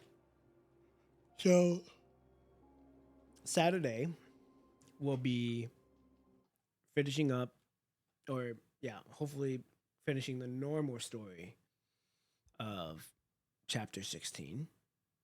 We know that there's a new threat, which is the heterosapiens, which are an evolved form, coming from the red tide, or coming from the heterohive mother, we assume, and now sparing out of the red tide. We also know that Vanessa's with us. We have another team. Woodcock's team is with us, even though the commander's not there, so Yata is playing a part of that.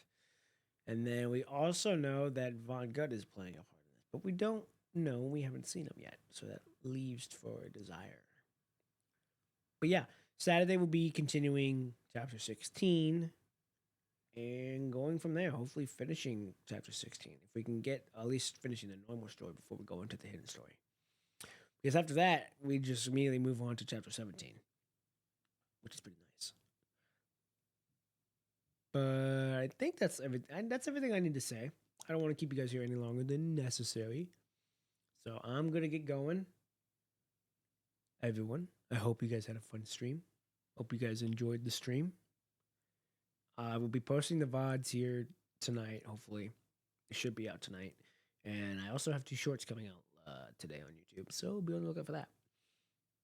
Other than that, you guys have a good Thursday morning. Have a good Thursday rest of your day, actually. You guys be safe. Stay warm wherever you guys are at.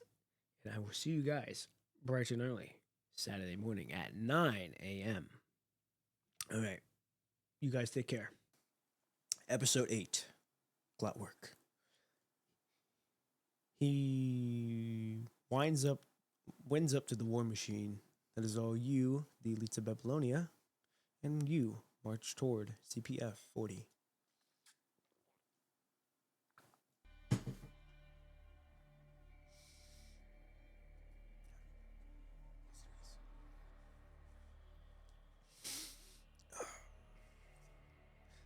Given the physical feedback we got the fighting to the heterosapiens, we once believed they didn't consist of the sensory organs for pain. But we got a completely opposite conclusion after our analysis. Their sensory receptors are incredibly active. Liv points to the heterosapien diaphragm before her. Extremely potent electric signals spread in their nervous system after they get hurt. Unlike humans, however, the signal doesn't end on their brains, but on their umbilical cords. Oh, okay. So they're uploading those signals. Right. Although they have developed humanoid forms, the heterosapiens have yet developed a human-like society.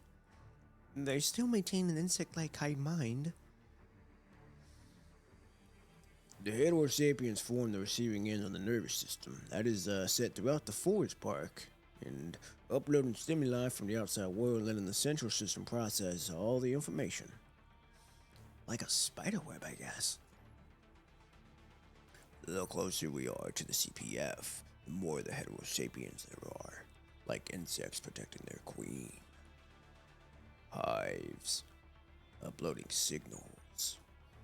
Ah, I see. So that's why Liv said we might be able to help with the situation out there. Right. Heterosapiens always show up in groups, like cells.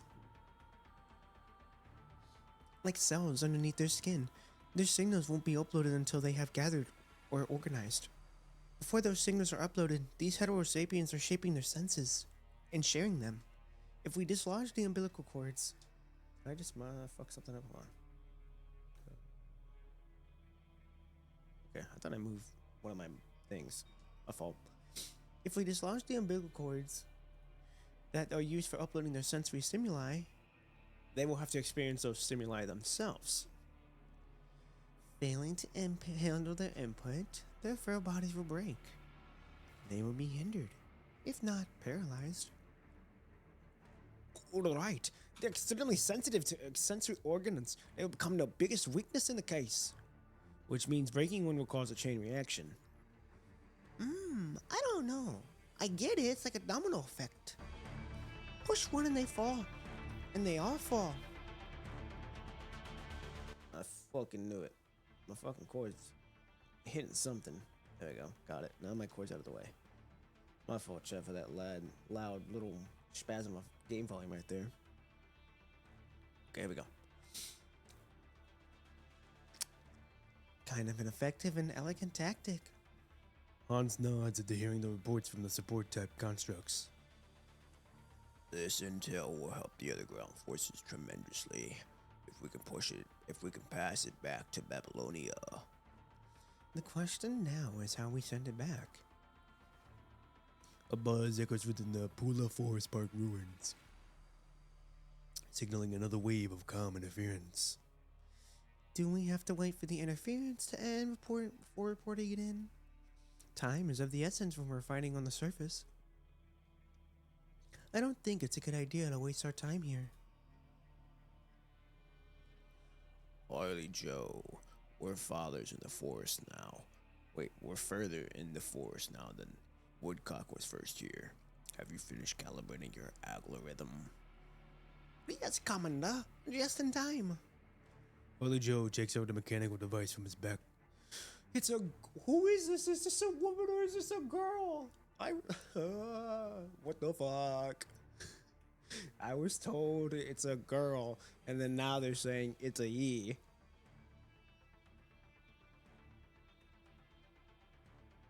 I don't know, chat. We're just gonna continue with that voice. I don't know. Here we go.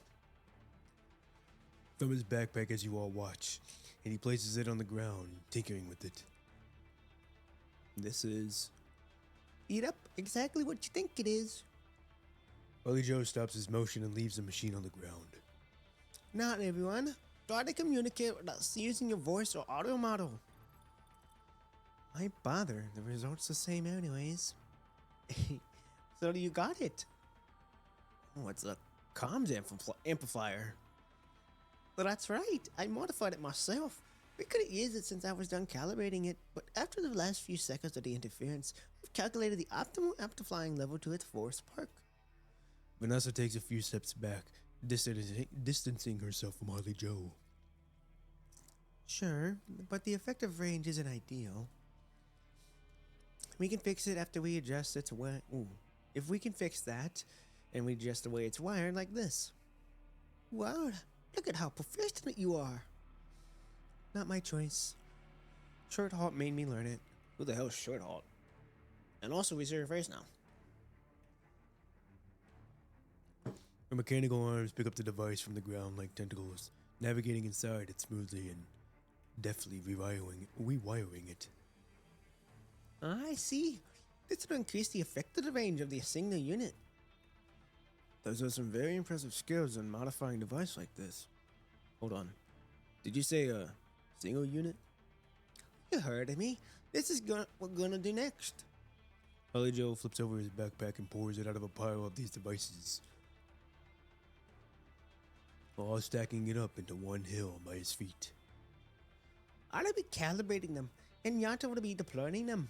As long as they aren't destroyed, we can contact Babylonia when the network of all these amplifiers reaches a certain scale, even with the comms interference. Sounds like a lot of work. Someone has to do it. Fine. You're my temporary commandant, so I'll listen to you. Criticism can wait till it's over. Alright, break's over. All teams will advance in the wedge formation. Agate will lead. Grey Raven will make. Grey Raven and my team will take the rear. Harley Joe and Yata will stay behind the team and take care of whatever enemy remains. Deploy the comms amplifiers. Simon's team will cover them during setup. Hans gives every one of you orders, turning the different teams into tightly connected gears. Each of you in your most suitable position within your duties. He winds up the war machine that is all the elite of Babylonia, and you march on towards CBF 40. Okay, so now we know that, like, I guess Harley Joe is he. Hopefully. I mean, that's what we think. Yeah, I don't know why it said she later on the chapters and then why it said a she in the story or when I looked it up. Could not tell you. Could not tell you. So if it's a guy, we're going to stick with it. There we go. Oh, my God. Oof. Ooh, we live. All right. Episode 10. The comm interference is solved with the help of the comms amplified from Harley Joe. You continue your journey towards CPF 40 after Hans has reported your discoveries to Babylonia. As the waves of heterosapiens in your sight are defeated one by one, your field of view begins to broaden. The central purification filter that was the basics of humanity's life on the surface against the punishing virus is now penetrated by the crimson plants erected in the middle of the field, twisting and towering. We're finally here. More heterosapiens from our flank. How much more of these boring folks do we have to kill? Hold the line. We can't discharge into CP40 yet. You all look for cover around CP40, withstanding waves of heterosapien attacks. Our initial scan shows that the CPF is still running at low power. Parts of the central film module or bases are down. The punishing virus concentration inside the tower is steadily rising. Some of the passageway inside has been blocked by plants formed by the hetero creatures. It seems that we'll have to keep scanning and even after we're inside to find the right way. Any scavengers? I'm sorry, but we haven't found any yet. Han stares at CPF 40 before him and thinks for a second before speaking up again. We're adjusting our plans. Vanessa, your tactics are better suited to fighting on the surface. Take Agate and station outside the tower. Guard the entrance after everyone else returns. Roger. Anything goes. Anything goes, as long as you can take down the heterosapiens returning to the tower from the forest and safeguard our path of retreat. Okay. Harley Joe, see the gap at the top of the CPF. Harley Joe narrows his eyes and looks toward her where Hans is pointing. Let me see. I found it. Based on how the light is shining through, there seemed to be an opening underneath branch at 11 o'clock. Right. Yata and you will climb up to the top of the CPF along those plans and open up that gap from the outside, creating a second path of retreat as a backup in case inside teams cannot leave via the way in. Roger. My team will lead inside the CPF, and Simons will take the rear. Grey Raven stays in the middle and will escort them to the closest point of the hetero hive mother, making sure that they aren't worn down before the fight. Afterward, my team will deploy the bid domain nodes around the hive mother. Simon will help Pop and P stabilize the constructs inside the tower. Your mind beacons will be everything that stops the constructs from being infected. I got you. Roger. Roger. Everyone, raise your defense level to the maximum. We still know nothing about the situation inside the tower, so stay alert. With that, Han signals his team to branch the main entrance of CPF 40, and you begin to enter. Dude, Hans is a real one, dude. He gives no shit, and he is so Help protect everyone. he is so precise on how he does his shit. All right, here we go. Oh man, oh man. Excuse me for the yawning. Turn off the fan, turn off the fan, turn off the fan. No! I'm fine. Oh, wait, here we go. I like how he just go flying right off the rip like that. Okay, it's off. Oh, we're fighting right off the rip. Okay. Yeah! Help protect everyone. Ooh, that's new. I can do it. Nice. Turn off the other one. And I really like my voice for Hans. Really low, really kind of like scratchy in a way. And then everyone else is almost damn near like a Scottish or Scottish accent, which I don't mind. I think it's fun. Gives it a unique flavor. But hey, you gotta keep rolling with this. The story's getting is getting good. Oh my goodness, what is happening? Two. Boom. Okay, move it on. And here's the thing, we're only like a tad into this chapter, like into the actual whole story together. We're only halfway through.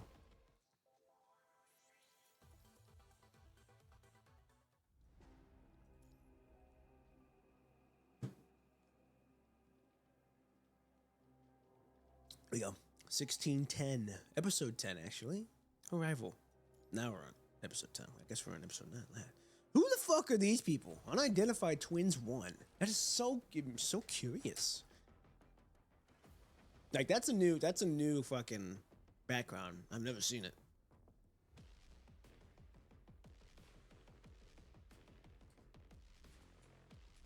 Use the fan to eliminate the approaching enemies. How do I use it? There we go.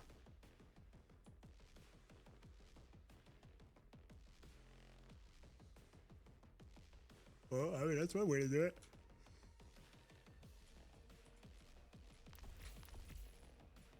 Hey-ya! Okay, there they are. I thought there were more coming.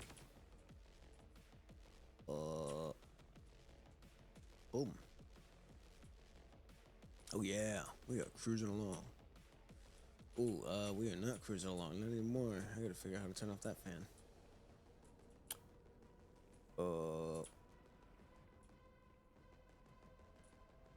How do I turn? Wait, do I hit this? No, I can't. I can't without that fan getting in my way. Does this turn it back on if I do it? It does. Okay, turn that one off. Oh, wait a minute. I see now. If I turn this one on, that one turns off. I turn that one on, that one turns off.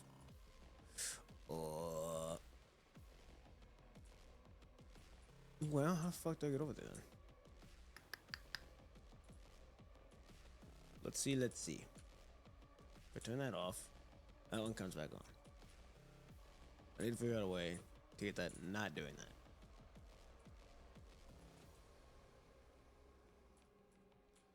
What impact? Oh. Yeah! What?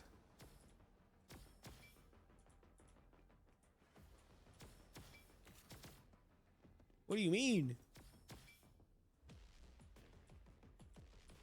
What?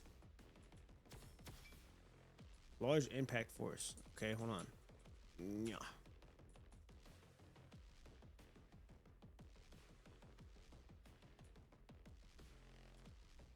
What? What do you want me to do? Oh, that's not what I wanted. Fine.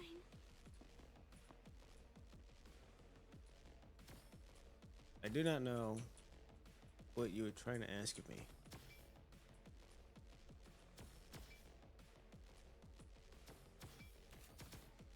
It wants me to move it, but I don't know how.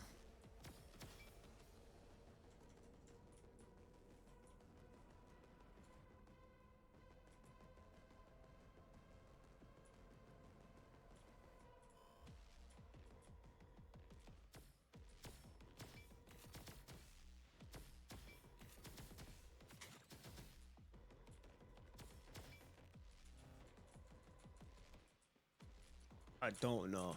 I don't know what it wants.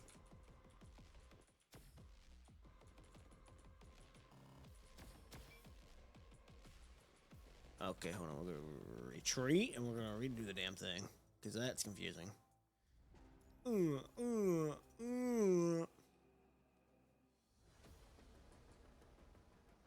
wants me to move it, but I don't know how.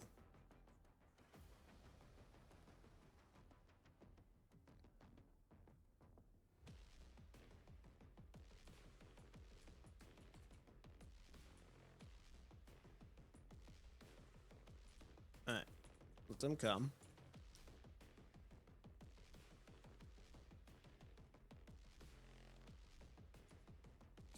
Turn that off. Let me do this. Okay. Turn this fan off.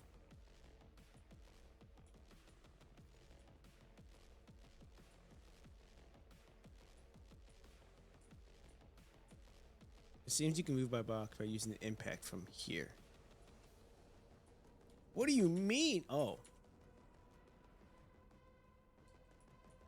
Well, I didn't want to do it before. That's fucking weird. Cool. Now we move forward. That was so dumb.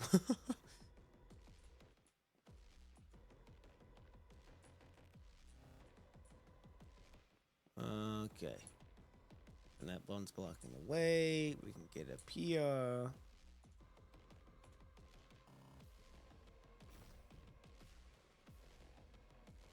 Oh, okay. Thought it was just gonna lift us up. Too dangerous to start a bear from here. Find a safe place to start a bear.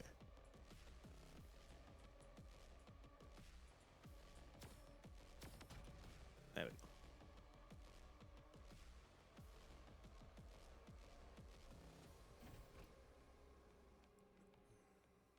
Up we go. Nice. I hope I didn't drag Should have not been able to do. We should have been able to do it in the first try. I don't know why I wasn't working the first time, but well. There we go. Another gate inside the CPF was blown apart. Before the dust settles, constructs and their protective goggles breach the broken door, their weapons firing, and the smoke clears the Rivera's Han team standing. Heterosapiens on the left down. Flammable containers on the right secured.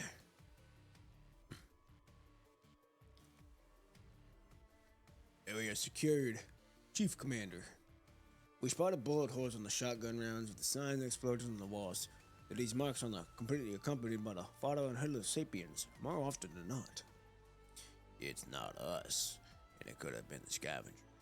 Recorded and confirmed the data. Roger. How's Simon's team's doing?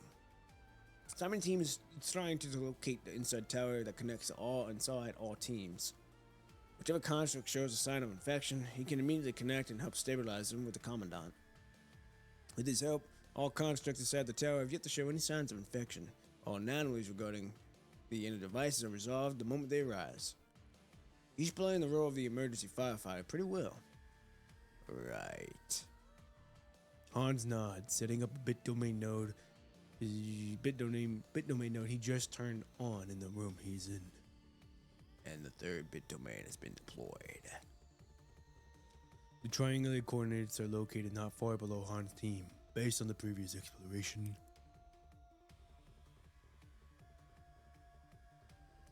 You have all confirmed that this is where the advanced hetero hive mother is hiding. Hans grips the trigger of the Lognese arsenal in his hand tightly. He looks at the floor beneath his feet, as if his gaze can penetrate the heavy platform, observing the fight that is about to be there. The dire situation on the surface and the threat inside the Pula Forest Park ruins have shown Hans that the advanced hetero hive mother cannot leave the area alive. If Grey Raven cannot defeat it by the end of the fight, he must pull this trigger and annihilate all the enemies inside the forest, whether they succeed in retrieving the samples or not. Han puts the trigger back inside his coat and leads his team out of the room. Instead of waiting for the Grey Raven's result, there are still missions only he can complete as Chief Commander in situations like this. As you lead Grey Raven inside the vast space ahead, you find the head or Hive Mother suspended in midair.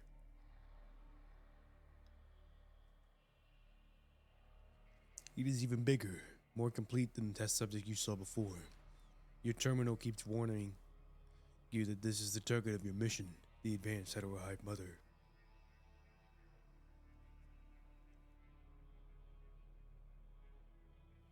Crimson umbilical cords extend from around you, connecting to the Hive Mother, some of them hanging helplessly like withered roots.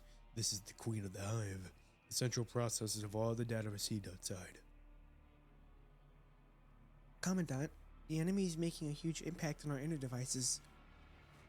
Okay, understood. But it hasn't exceeded our calibrations yet. Stick to the plan. You step forward and fire at the Hive Mother. The bullet grazes as its tough exterior, leaving no marks but a crisp echo. But your actions has awoken the previous dormant Hive Mother. You can hear curses coming out of its body. Cannot harm. Cannot. The Hive Mother is mumbling gibberish like the one did in the sewers, which confirms the connection between that one and the one before you, the Ascendant Aid. Immediately, its tentacles strike out to you with unfathomable speed. Now. Copy. Lucia rushes before you, her red katana unsheathed, severing the tentacle reaching for you. The thruster behind her buzzes, even with the exoskeleton and its temperature regulator. You can still feel the temperature around you dropping.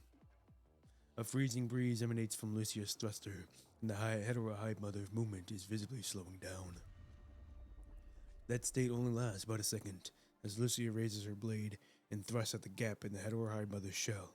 It suddenly bursts with immense strength and dodges, putting some distance between them. Live. The evading Hive Mother suddenly freezes midair, multiple pink electromagnetic walls holding it firmly in place.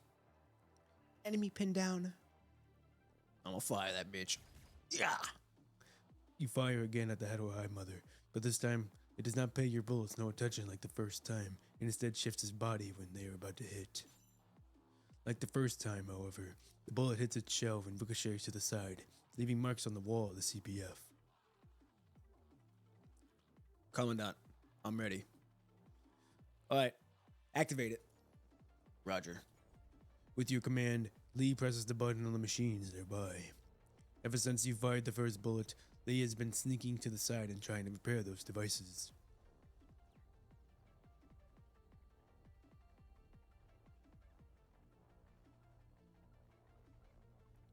While the rest of you try to draw the Hive Mother's attention, buying him time. The mechanical devices buzz, and the punishing virus concentration in the area begins to decrease.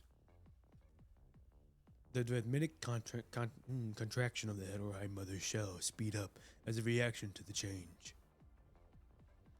Every push inward stresses its exterior immensely, giving it a seizure.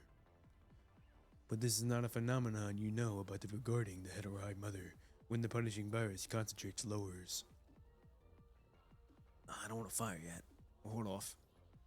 Your doubt lingers but for the moment, a window of opportunity the Grey Ravens have created must be seized, so you hold down the trigger on your gun, aiming not at the shells but the countless umbilical cords above it. They snap, one after another, those wires that upload information from the outside. The broken ends of the cords start to wilt and pale. The scarlet liquid cannot hold its own weight, and spills from the broken cords, dripping over the Hive Mother before flowing to the ground. That's... You notice a hint of black liquid within the redness, coming from the broken umbilical cords, but the pulsating, attracting shells of the Hive Mother. No. Lucia leaps forward, incapacitating the Hive Mother with her unbroken tidal-like strikes. Within the glistening reflections, the Hive Mother curls up on the ground in a strange position, its shells trembling from the blade and its retraction, as if they are going to be peeled away from the pressure.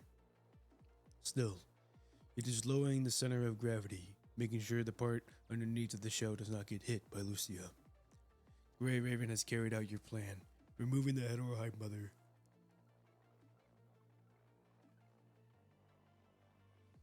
from its nutrients, seizing its access to the outside world and pinning it down. It is just like a matter of time before you defeat it and retrieve the samples. Despite the scale of victory tipping your way, you still cannot shake the uneasiness ever since you entered the Pool of Forest Park ruins. Accessing information about the outside world through the Heterosapiens, collecting more punishing virus than it needs as nutrients, rhythmic retraction, and the strange liquid in its posture, seemingly protecting something underneath. All the dissonance, denizens you have been feeling weaves together around the Heterohide Mother. Watch out, everyone. The Heterohide Mother isn't the only enemy here. Is not. By the time you realize that, it is too late. The Heterohide Mother body soars up, but with the remaining umbilical cord still attached, Lucia's strikes leave a few frightened scars on its shell. They retract and push continuously, revealing the strange red structure underneath it. Black liquid keeps dripping down the red structure. The seizing is getting more intense, but the Heterohide Mother can no longer cares about the pain it is feeling. The revealed red structure bulges outward from the pressure. The shape hidden inside it is translucent skin getting clearer and clearer. A human figure? Your guess is only half correct. There is indeed more than one enemy from every beginning. From the very beginning, the Heterohide Mother has been hiding something. Children, ready to be born. What? If hetero creatures have the concept of childbirth, that is. Two figures break through the edge of the red structure, black liquid spilling around them.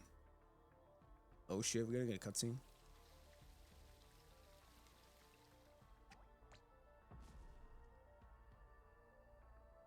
Oh. What the hell?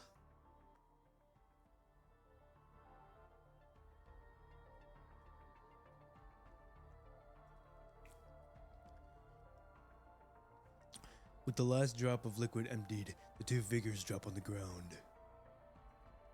After it has seemingly given birth, the wicked Heterohide Mother is hung midair by the remaining umbilical cords, its tentacles swaying from the air gravity. My children. Everyone grabs a hold of their weapons instinctively. The tremendous pressure made it difficult to breathe. If the Heterosapiens were intimidating humans after the red tide devoured them, similar to the projections, then the two before you have transcended imitation.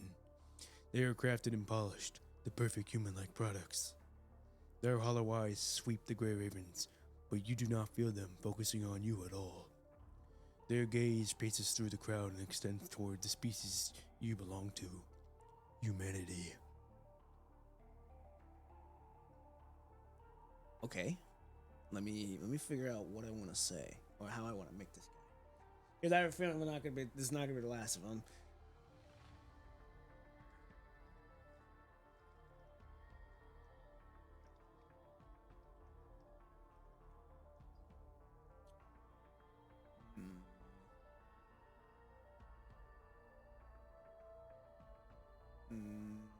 Okay.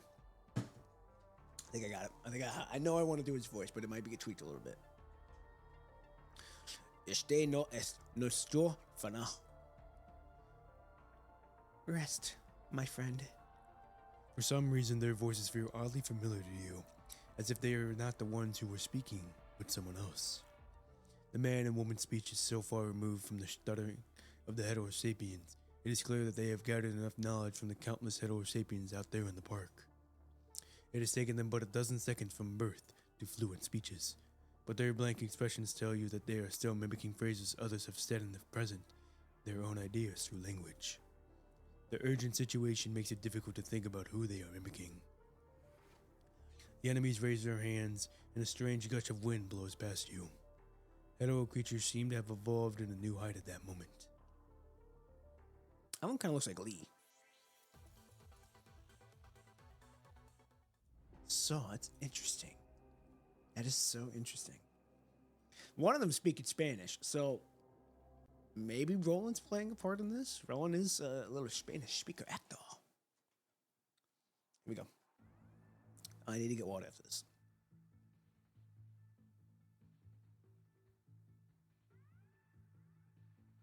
Ooh. I need to get my breathing right too. I keep fucking yawning. There we go. Since the twins appeared before you, the heterosapiens are growling deafeningly while the heteroplant tips their branches and leave toward the ground. A celebration, as well as a show of submission. The sharpest blade might slay the dragon, but it will not stop a calamity. Standing before you, the most perfect creation of punishing virus, instead of the heterohive mother, the mightiest squad pales in comparison.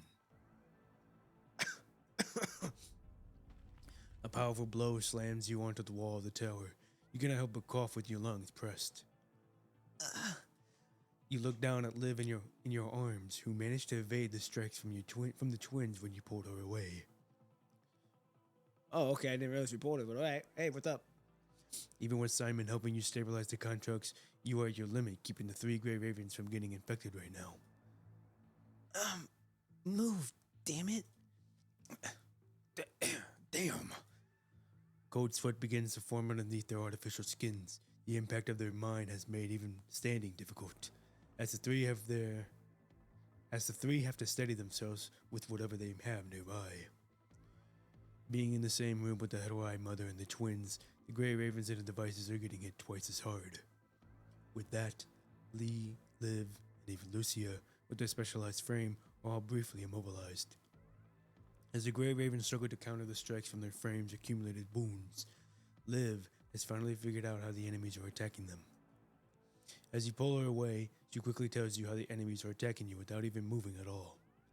The black, cinderlytic pellet that is the true face of the high-speed flying attacking her. Even in the blink of an eye, Liv has still managed to catch that the pellet was your bullet you fired at the heterohive mother previously. No. That thing is not a bullet. It is an instance of them intimidating your attack. Intimidating. No. Yeah, and we're good. From her analysis, the damage dealt by this attack is far beyond of that of the bullet for both humans and constructs.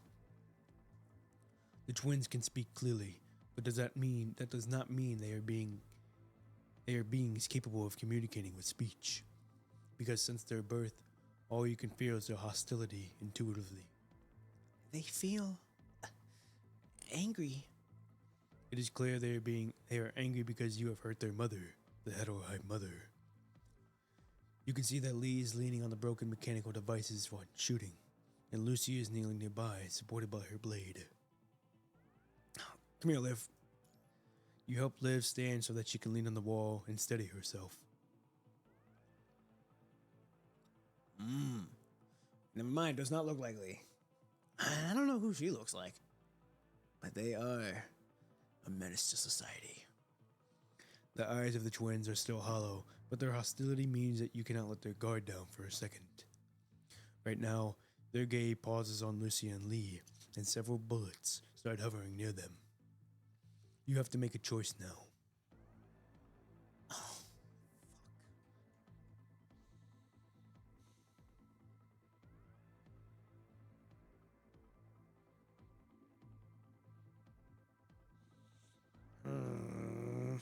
Okay, if I save Lee...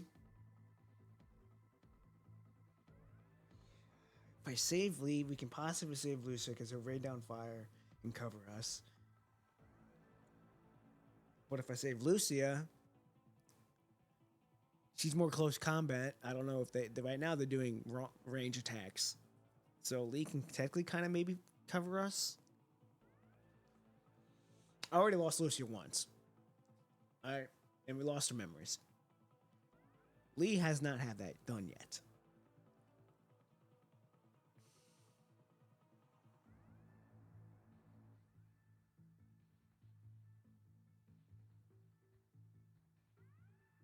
We're gonna save Lee. I think we're gonna save Lee. We're gonna save Lee. We're gonna save Lee. You focus the power of your exoskeleton on your legs and dash towards Lee. The initial speed of the mimic bullets from the twins is not too high. If you ignore the side effects and push your exoskeleton, you might be able to do something before the bullets speed up. The leg motors crack with the warning of the overloading. The bullet grazes your back, but you manage to rush to Lee's aid at the last moment pulling him away from the bullet's trajectory. Use this. Lee immediately understands what your objective is, and you use all your strength to pass through to his gun. Receiving his gun, you immediately fire toward Lucia. Your shot hits the katana Lucia is leaning on, making her fall to the ground and avoid the bullets that went for her. The side effects begin to kick in, and your legs go limp, sending you and Lee tumbling down. After rolling for a few meters, you finally steady yourself with the defense system of the exoskeleton. You open fire on the twins, but all your bullets are blocked before they even reach them. The weakened heterohide mother stands in your way.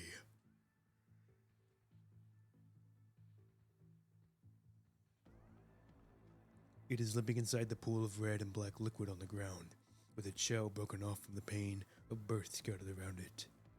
Its body slowly rises, the red structure that gave birth to the twins still bearing a clear scar. Black liquid spills out from there occasionally. Even when weakened, it still raises his tentacles high, guarding the twins.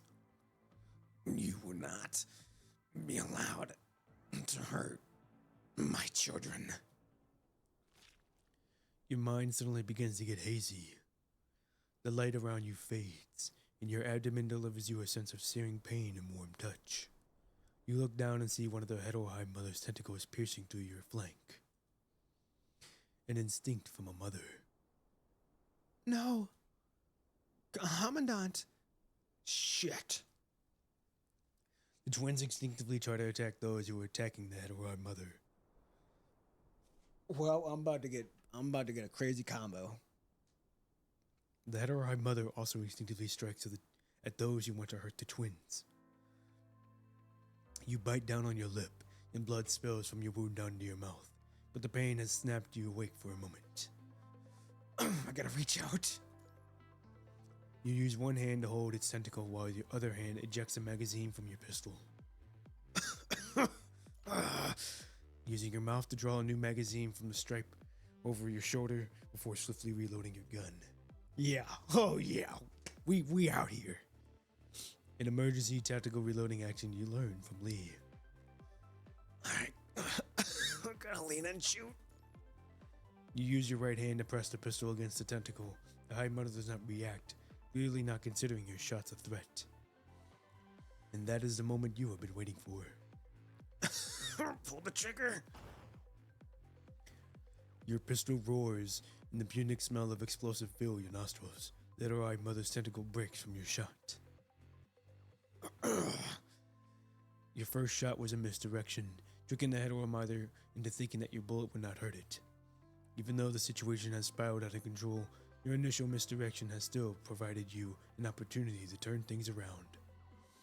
You used your remaining strength to change the experimental bullets the Parliament gave you before leaving.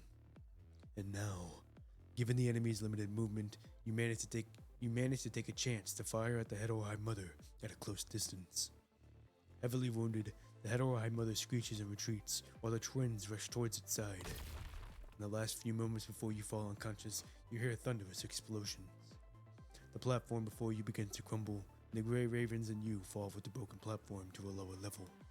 After a brief moment of free falling, a construct catches you. Darkness spread across your field of view. The last thing you see is a familiar uniform.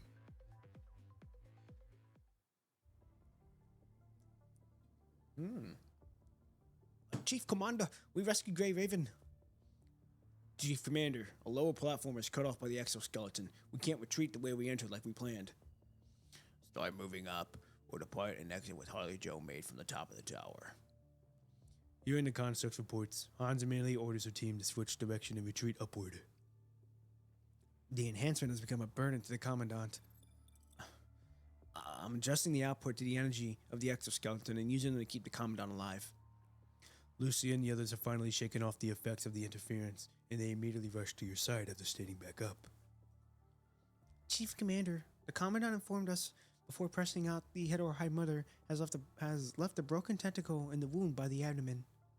Although we couldn't defeat the heterohide mother, Grey Raven has successfully retrieved a sample. We did it. I took a hit, but we did it. Hearing Lucia's report, Alm walks to your side, his hand on the wound from your flank, frowning. Help Liv perform first aid on Pop and P. Retrieve the tentacle first in case of another infection. With Liv, Eleanor, and the other constructs working together, the tentacle in your flank has been extracted and placed inside a sample container. I mean, it's got my blood in it, but oh well. Liv quickly bandages you.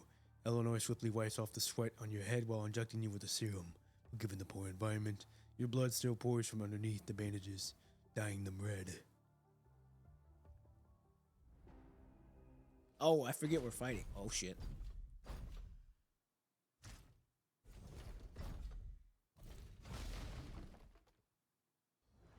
Oh gosh.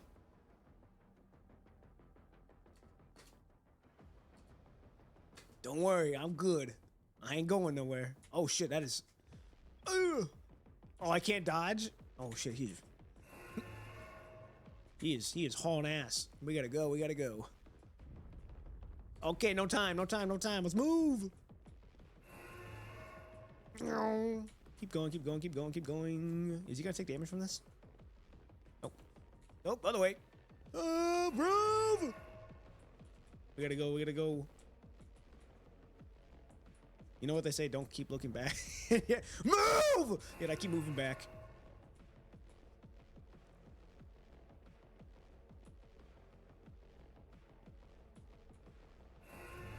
Oh, Jesus, come on. Move! Keep going! Well, that was convenient. Come on, we're right there. We're right there! No, don't you fucking follow me! Okay. Ooh.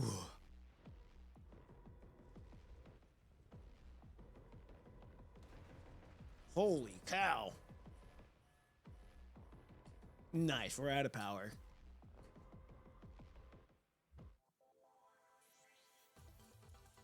Holy shit, that bitch almost got us. And we're almost done. Okay, let me get my water real quick. Then we get going on more. Hopefully within the next 10 minutes. Probably not, but we can get close. All right. I'll protect everyone. Enemy engagement. Oh, they're floating? No, they're not.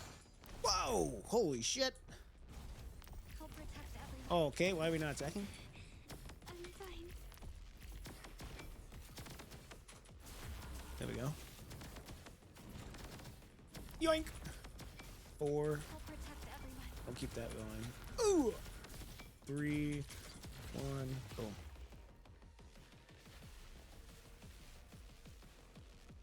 Oh, nice. I got a force field. Oh wait, use the enemy and fan. Oh well, I don't want to get. Keep pushing it back. There you go. Goodbye. Oh!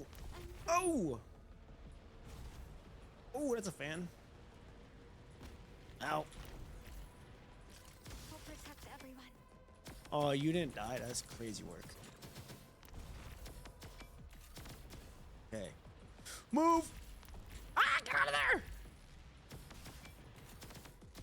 I'll protect There we go. everyone. Ah, didn't know that I could get into it. I can do it.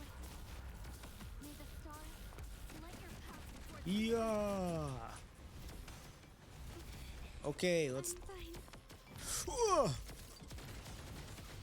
Damn. There we go. Oof. Nice. Okay, wave 3.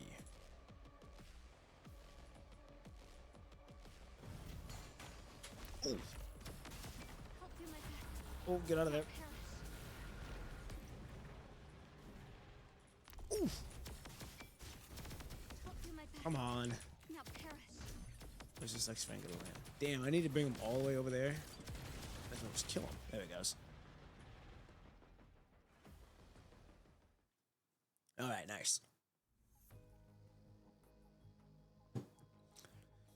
After noticing the situation inside the tower, Harley Joe and Yada have extended the extraction points further inward, finally reuniting with all of you just now. Following Harley Joe and Yada, everyone inside retreats according to the extraction points they established. The sea of heterosapiens remain around the area, speak silently of what they have encountered. The enemy's howls rise from within the tower. Despite the retreat being incomplete, Han knows he can no longer wait. He pulls the trigger of the Lognese arsenal. In a few minutes, the most powerful weapon of humankind was invented will bring its judgment from the sky, annihilating all enemies. And yet, the signal from the trigger has not been sent. There can only be two possibilities. Either the bit domain nodes are destroyed, or the nodes have malfunctioned. Oh no, Hans, you're beat the fuck up. Looking at his terminal, Hans can see the nodes securely planted, and they have not been destroyed. Instead, they are not working because they have malfunctioned from the effect of the Hive Mother and the twins. There's only one way to solve this. Someone has to return to the nodes and calibrate them manually. Aw, shit, man. We about to lose Hans. Realizing this, Hans puts the trigger back inside his coat and looks at Simon and Holly Joe, who were helping the rest to retreat. Never mind. He's gonna send Harley Joe and Yada. Harley Joe, Yata, you have the highest mobility. You two are in charge of bringing the samples back to Babylonia after we're back on the ground. Never mind, he's not gonna move. Roger. Yeah, Yata and I have assembled the portable rocket. Once we're outside the range of the park's surface, the artillery will just use it to deliver the sample immediately. Vanessa, you will be the instrumental in helping you guys retrieve from the Heterosapiens sapiens in the park. Once you're on the ground and regrouped, follow her orders. Understood. I'll let her know. Protect Simon on your way out. Pop and P is dying, so Simon is the only one who can protect them from the constructs from being infected. It all depends on him whether the constructs can get out of this in one piece. Taking on the responsibility as the sole person to stabilize all the constructs, Simon leans on a construct next to him, wiping off the nosebleed from being fatigued. Simon, copy. What about you, Chief Commander? There's something wrong with the bit domain nodes. They require manual calibration from someone with Commandant clearance. I'll stay behind and finish my mission, making sure that the Lognese arsenal hits the Hetero Hive Mother and end its regime inside the forest. No, Commander. It's too dangerous for you to go alone. I'll come with you. Enough. Hans scores a construct next to him. None of the commandants here can protect the constructs from being infected with the Hive Mother and the twins present, apart from Simon and Pop and P. Going back this way will make you my burden. Hans stresses his word when he says burden, ensuring that everyone present understands where he stands. But There is no but. I fought more wars since the Golden Age and the miles you've walked. Are you questioning your superior? Questioning my ability to return from the gates of hell? still, If you still feel the weight of your duty as a soldier, then you will finish your mission. I will finish mine and initiate the Lognese arsenal, and you will finish yours and escort the sample.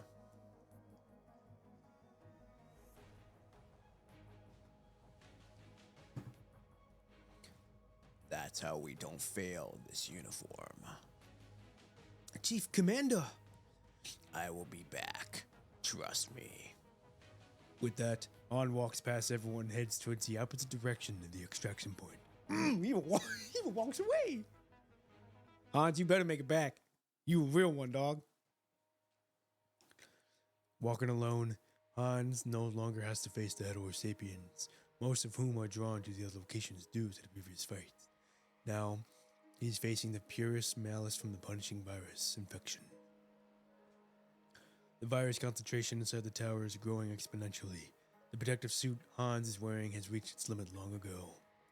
He removes the ear piercer so that the repeating warnings do not interrupt his thoughts. Man, we better not lose Hans. We better not lose Hans, bro. Right now, his mind is sharper and more active than it's ever been. Move forward. He walks straight toward the bit domain node that requires his manual calibration.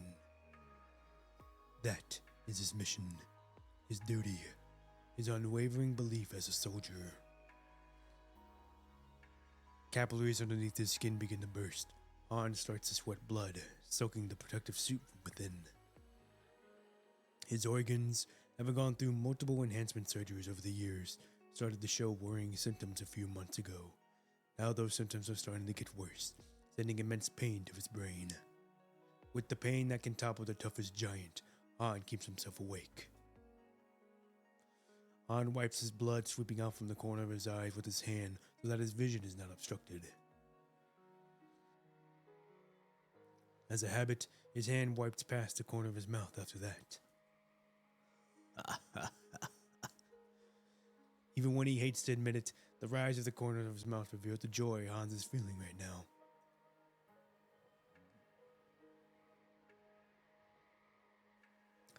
He knows exactly why he is so ecstatic. Because, as a soldier, he is not lying on a hospital bed somewhere in Babylonia, with tubes plugging up into his body as he experiences the last moment of his life. Instead, he is spilling the last drip of his blood on the battlefield, fighting to meet his end. His body will not be perfectly preserved in a coffin covered with flowers and adornments, waiting to be revered and praised. No, he will lie on the front line, all alone, with no medals to tell his story, save for the one of his closest chest, a blossoming flower dried from his own blood. That is the best honor he could ever get. Hans has never questioned his initial choices on the countless nights after the Great Evacuation. He will not and cannot doubt his life because of shame. That would be him betraying the past and failing humanity. Having survived, he has to spend the rest of his life to the fullest. He must make it worth it.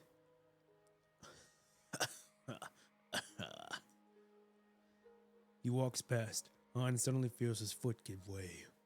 His right leg has gone limp from all the inaction in the exhausting fights. And so, he uses his rifle as a crutch, hobbling forward. Whatever it takes. Even your life?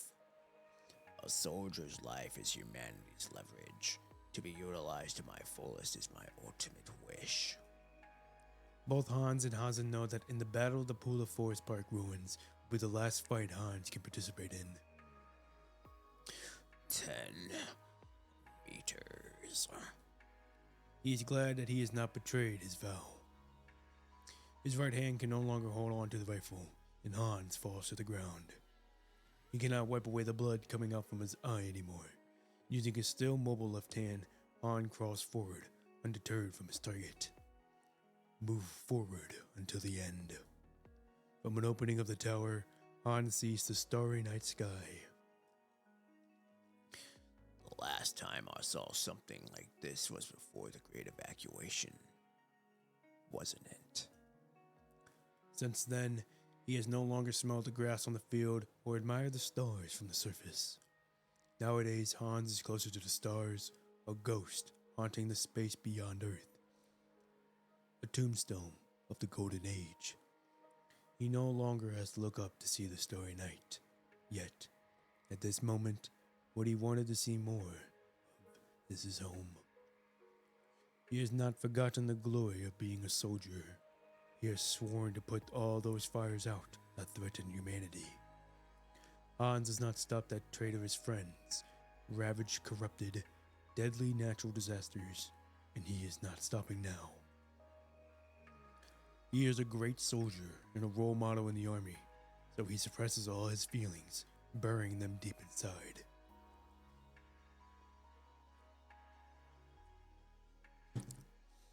He is, as he always been, fulfilling his duty as a soldier, and he moves forward, paving the road to humanity's victory with the flesh and blood. I will be back. Trust me. I'll be back. Well, I never left. Roger, Yatta and I have just assembled a portable rocket.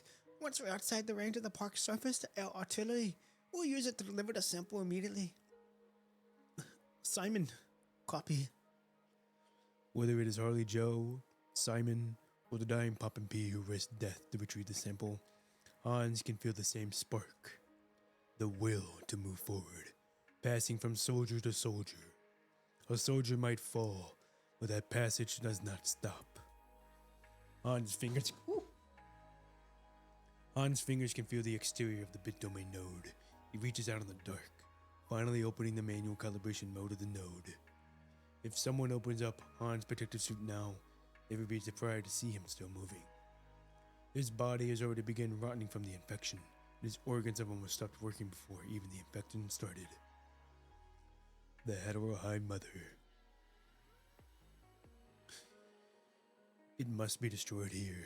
It cannot threaten the generations that will come after him. Hans thinks as he finishes the calibration. With his last ounce of strength, he presses the trigger on the Lognese arsenal.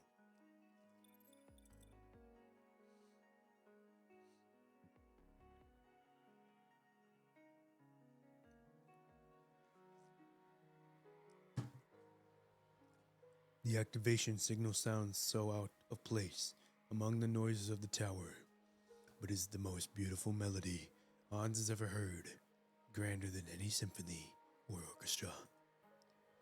After many years in countless battlefields, Hans knows that his duty as a soldier has finally come to an end. The tombstone that has spanned ages breaks, and from the crack grows the strongest, fairest white flower.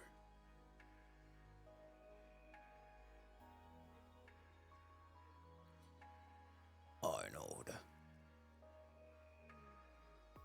I'm coming back. Man, we just lost a real one, dude. We lost a real one. 07 for the good old dog, Hans. Damn. We lost a real one. Here we go. Run. Keep running. Harley Joe and the others have returned to the ground by speeding through the forest with Egret leading the way. The area surrounding CP-40 is aflame from Egret's bombardment, stopping the Heterosapiens from catching up. Still, countless Heterosapiens are coming after them from all corners of the Forest Park ruins.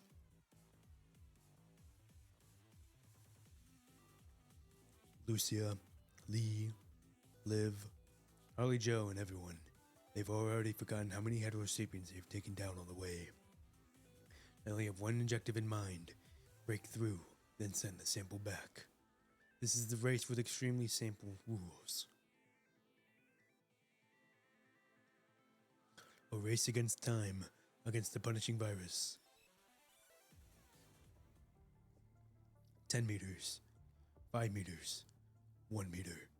The almost infinite forest has finally come to an end before the group. The expansive field before them has declared the race over. The soldiers that have been taking over Hans' baton have completed their duties. Ollie Joe loses his strength with a sudden change of scenery, tumbling to the ground and rolling forward. He immediately gets up and sets the portable rocket system, activating it after loading the sample, sending this spark of hope back to Babylonia. Vanessa fires a flare, its green flame lighting up the sky, signaling Hans that they have completed their mission. What are you doing over there? Trying to mark our hasty retreat? No. I'm here to thank the Egrets. As the chief commander said, we wouldn't have gotten out of the forest without your lead. You're all too hurt from the fight. Let's take a break before the enemies catch up. Yara and I will try to break the contact to the other areas. Commandant Harley Joe, there's still a transmission from Babylonia. Now, of all times, put it through. We just received intel from the nearest forest park not too long ago. While you were deep inside the forest, a small transport craft on the outskirts picked up 2 scavengers who claimed to have escaped from the ruins. The reserve serum from CP-40 on them corroborated their stories. And they are the last survivors of the forest park.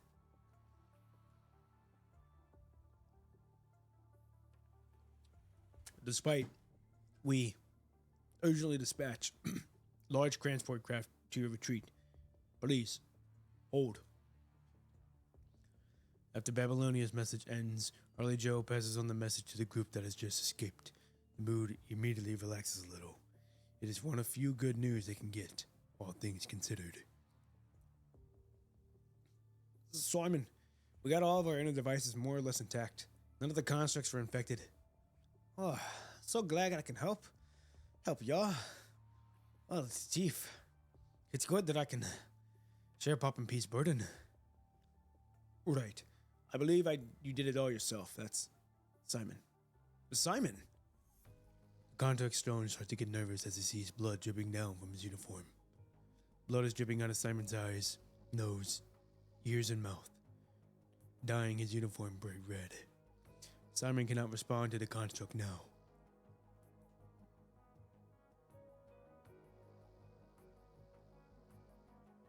As strong as his mind beacon is, the stress that should have been carried by two can easily crush one's healthy brain within seconds. With the stress on his mind, Simon held on for minutes until everyone retreated from the forest park ruins, where the enemy's effect on the devices weakened. Medic! No, wait. Who knows first aid on humans? Simon is... With his cry, everyone gathers around Simon. Ollie Joe lays him down on the ground from the construct soldiers, and a few support-type constructs begin to check on him. Simon, sir.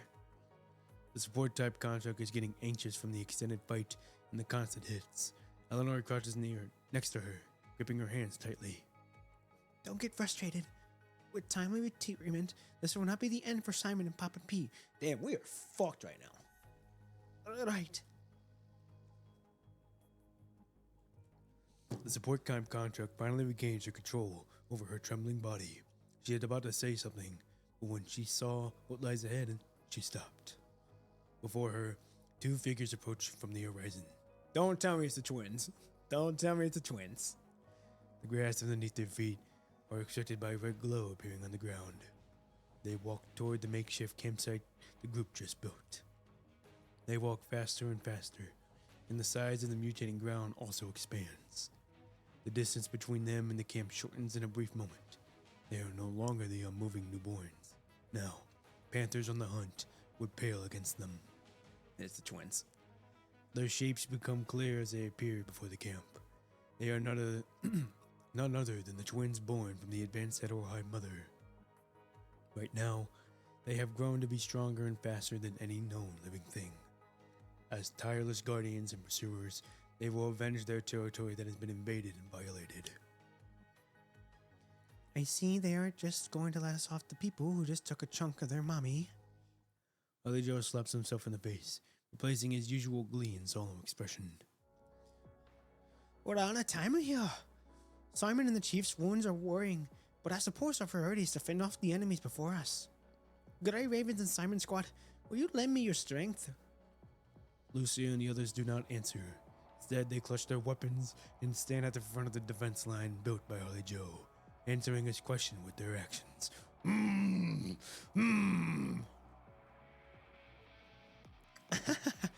Right. Words are redundant now. Regardless of the doom that awaits us, there's only been one thing we can do.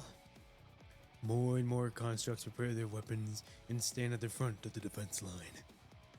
Yata stares at the twins, and the mechanical irons begin to turn translucent, lifting her sump up with the tentacle-like robotic arms. She merges into the environment until one shimmering red light on a mask remains. It's up to us now. Simon, Pop and P, just a few more seconds. Just a few.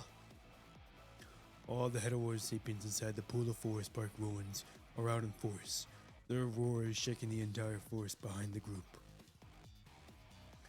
Meanwhile, the twins stand before all of them, silently declaring humanity's demise.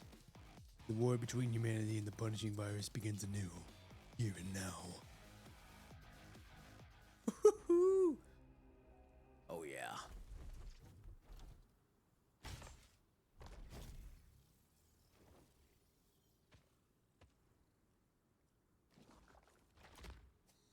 Oh shit. Here we go. Here we go. Holy shit, they are tall. Hey! She got a bow? Oh shit. Hey! Come on. We got this. Deal with the long range first. She's gotta go. Be my flame. Yeah! Where's she at? Come on. We here. We ain't going nowhere. No one can escape my bullets. She's gotta go. She has got to go.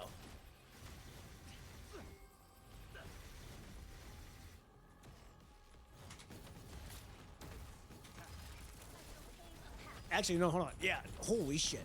I'd advise giving up. Come on, we here. We here. We ain't going nowhere. Your orders, please. Hey-ya! Oh no, that's not good. What the fuck am I? I'm. Oh shit. Move! No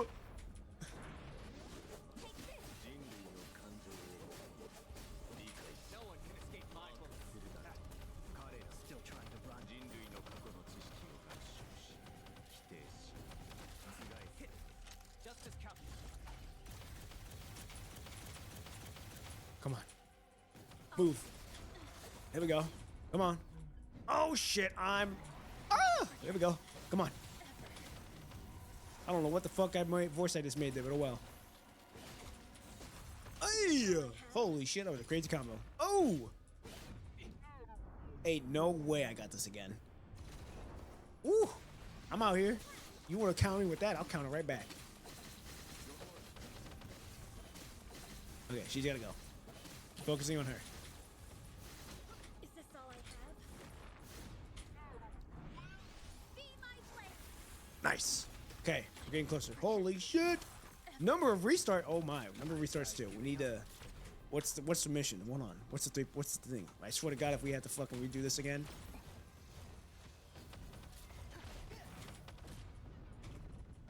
Oh damn!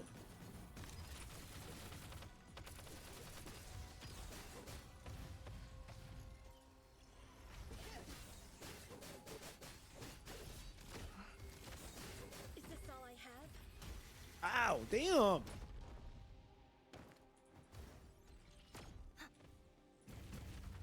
Oh shit! Holy shit! Fucking me up. Isn't the end. Okay, come on.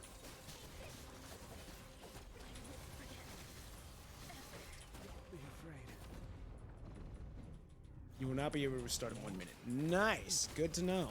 We gotta finish it here then. We're on 4 restarts. That is crazy work. Not bad. Hit. Justice calculated. Where the hell are you at? I'll be your witness. This has gotta finish it. Ah! Nice.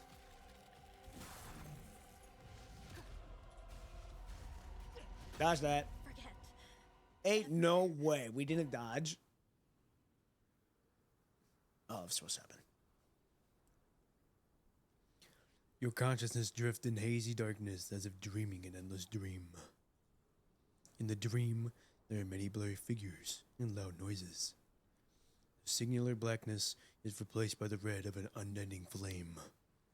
Loud noises explode by your ear, almost shattering your eardrum. In the next moment, all voices disappear.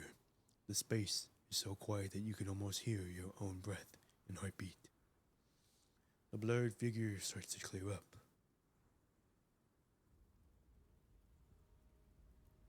Oh. Oh, it's Hans! They are Simon and Hans, and the constructs that have taken part in the mission in the Pool of Forest Park ruins. And the many, many constructs that could not save in the past. They are saying something to you, but you cannot hear it now. They salute you at the end of all endings before fading into the darkness. No, don't tell me we just lost fucking Simon too. I'm guessing this is them going to the fight in the afterlife. The darkness removes your senses of space, but you can feel the nausea from getting a concussion. A ripple appears in the darkness.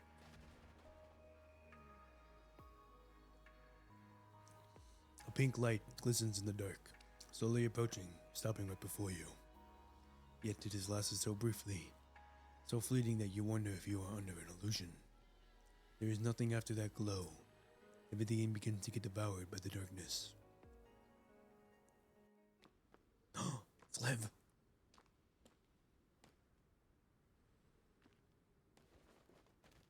Dude, the animations got better.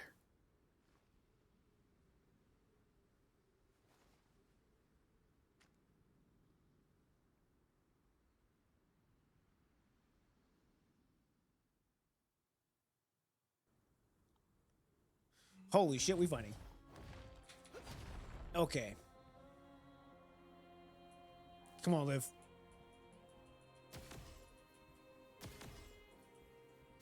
This is so sad. Ugh. We are getting comboed.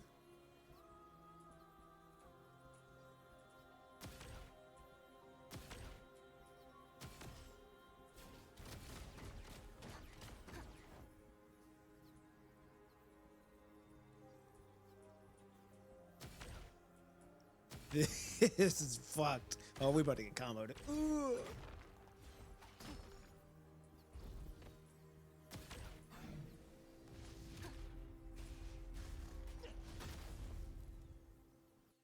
Wow.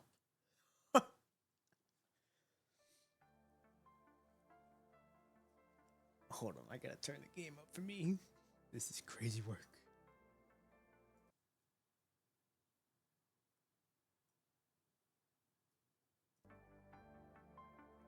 Okay. Should not be too loud for you guys now. Turn it down just a tad. Keep it right there. Okay, here we go. As the twins stand before the heavily wounded Liv, ready to deal her a lethal blow, a flash of blinding light appears in the sky, illuminating the battlefield, turning the night into day. The Lognese Arsenal. It's here. A ray of light pierces the dark, the hope of humanity it has been waiting for. The Lognese Arsenal has finally arrived. Humanity's most powerful weapon passes its wrathful judgment from the heavens. The twins seem to realize something, and a primitive drive urges them to take the Hetero Sapiens and rush towards CP-40, abandoning the prizes of war before them. The Lognese Arsenal hits the Hetero Hive Mother right where it is.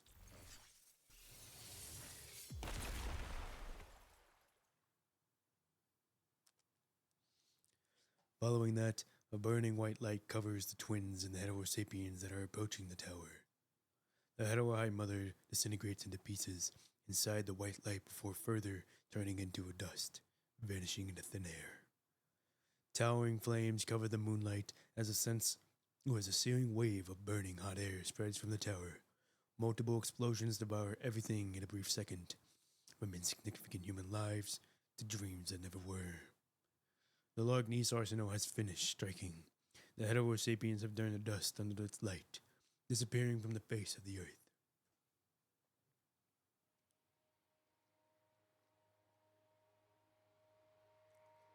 Where CPF-40 was in a snow massive crater, its surrounding battered and bruised. After that, lead liquid gushes from the crater.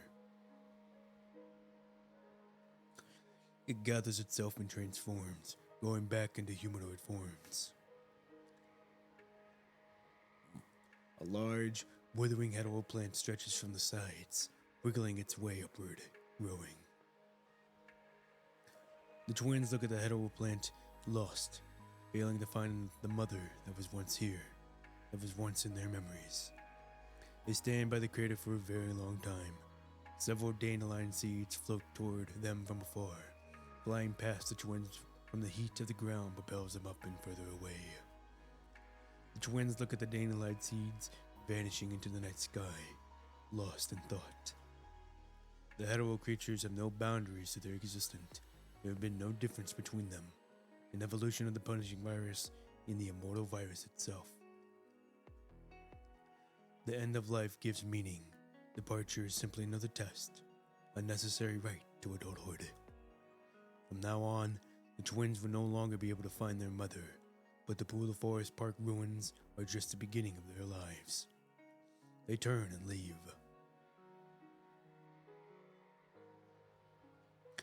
Like the dandelions disappearing into the night sky, they will march until their end of this infected planet. They will learn to grow, experience all that Earth can offer, until they witness its end too. So they felt sorrow, and now they must keep moving. Here we go. Episode 14, Silent Scream. This is time, never-ending cycle of despair. It has been several hours since the twins left the main battlefield of the Pool of Forest Park ruins. The large transport craft mentioned in the transmission finally appears in the form of a burning carcass in a plane, crash landing before the teams that retrieved the sample of the Hawaii mother. Eventually, different teams could only manage to save the pilot, and they begin the retreat on their foot. But they see the same thing regardless of where they go: a crumbled CPF tower, farms burned down, and the lingering stench of the air like the smell of white phosphorus burning through flesh. These disasters from the punishing virus have never left Earth. More and more people join the retreating forces. They abandon the well-constructed defense lines and conservation areas, moving the front line back. To live, people are giving up on rebuilt houses, the unwieldy weapons, and the stored rations. Everything they built is now given up for survival. All they can do now is search for survivors. Oh, she's alive. Numb, Liv drags an injured survivor forward. Even though her frame is almost entirely spent in the previous fight, Liv is still pushing herself to go forward. Every step she is taking stretches of her frame. The feeling of pain spreads from her feet to her entire body. But that does not stop her from moving forward. How many has there been? After settling Pop and P and the rest, Liv returns to the front lines. To the front of the rescue line. Her mind is way too foggy and knows how many times she had performed first aid and removed the wounded. I need water. The survivor makes his plea. His voice was weak, but resolute in his last request. Hearing that, Liv immediately takes him to one of the last few water supply points within the ruins. But the supply of the water is already murky and stained. The survivor on his shoulders never got to take a sip of the water from his homeland before he passes. They were talking just a second ago. Now, they are a life apart. In the blink of an eye, a life passes away next to Liv quietly. Even with all the treatment she can do, Liv cannot save this life form from the call of death. Ever since she has become a medic, Liv has been in the company of death. She should be used to the fact that she cannot save everyone by now. But regrettably, she can still remember every name on the casualty list and the desperation she felt as they passed. In the face of death, Liv cannot become accustomed to it.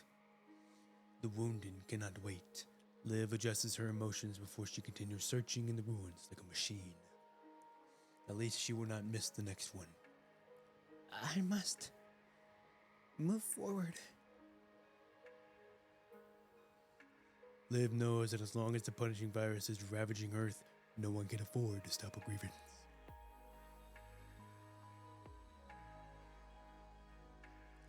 Is the eternal salute of death the only one cure for this depressing reality? Sharp machine parts are sanding down Liv's artificial skin, revealing the mechanical skeleton underneath. The construct acts to move the wounded as her hand sparking. Another crumbled wall has been moved.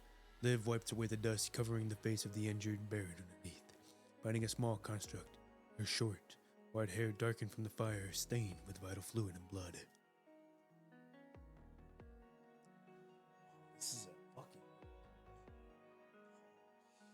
shit, dude. That's insane.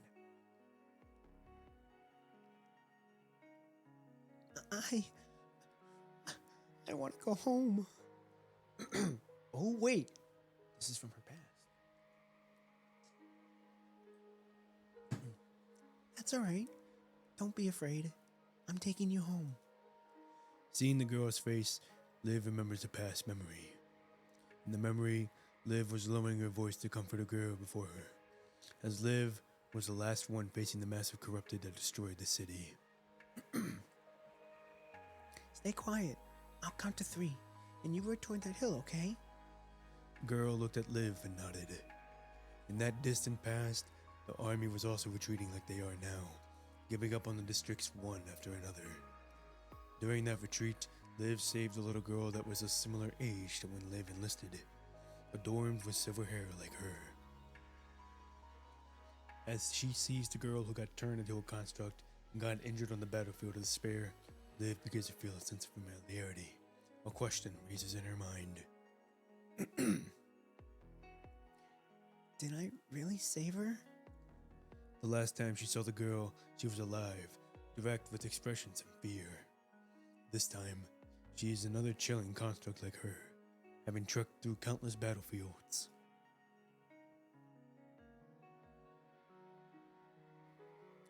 Having saved her from a hopeless battlefield, Liv has delivered her to countless wars to confront death. What would she think when she is about to die? Will she want to go home like she once did? If death is inevitable, should they not suffer as little as possible? Can I really save everyone? Does anything I do mean anything? Is this really salvation in this ocean of pain? It's not just her. Hans, Simon, Lucia, Lee, Pop and P. Everyone has fulfilled their duties as soldiers to their dying breath. But now, so much is lost. A breeze blows past the battlefield, sending a bag of hydrangea seeds from the little girl's arms to Liv. What flowers will blossom, and what fruit they will bear when the seeds are planted. No one will know. The farmers are gone, the farms are lost. That bag is damaged by the fire of war, seeds soaked in blood and fuel. Liv looks at the hills of remains before her. She knows this scene exists not only here. The cities and defense lines lost all look the same in transmissions. Humanity is once again connected. Akadelic, the Forsaken, the ARU, and the countless scavengers, not only by hope, but by the desperation that the punishing virus has brought.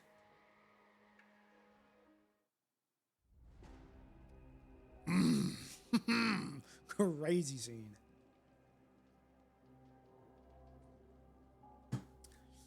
Can we really fix this now? There is a higher mountain after this one. Another battlefield after this war is over. As long as the punishing virus exists on Earth, nothing will be fixed. It is a suffering struggle, where momentary calmness is easily shattered the next moment. How will humanity break the endless cycle? Damn. All right, we're done with the main story, or the regular story of chapter 16 after this. All right, here we go. Episode 15. The rubber of mankind. Our parliament was established to build a better future for humanity.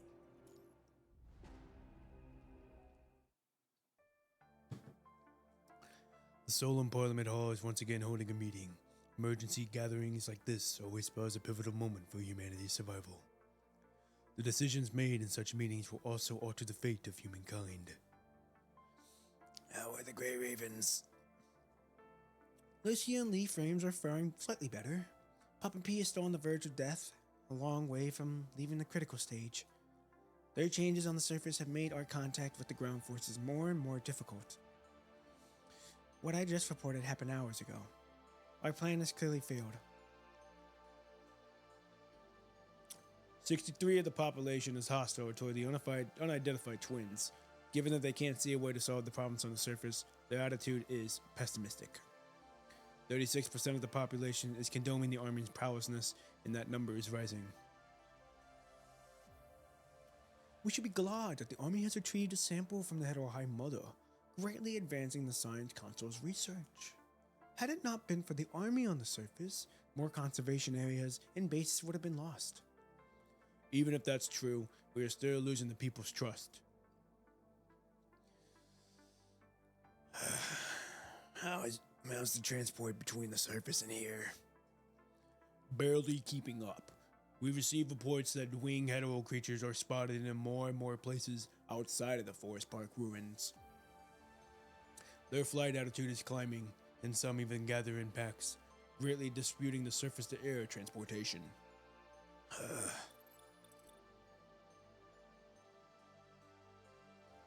Mr. President, 98% of the population thinks that the old experiences are no longer suitable for our current situation. We are required to think outside the box. 95% of the population agrees that stresses that humanity's future must be preserved, no matter the cost. Seeing the number that represents the masses' voices, everyone in Parliament looks gravely serious. Our parliament was established to build a better future for humanity. Humans will fail, but throughout history, humankind has risen time and time again. This won't be the last challenge we face, but that doesn't mean that the situation won't get better. The punishing virus has locked us inside a cage of desperation, but the key of hope that can unlock it might have been in our hands all along.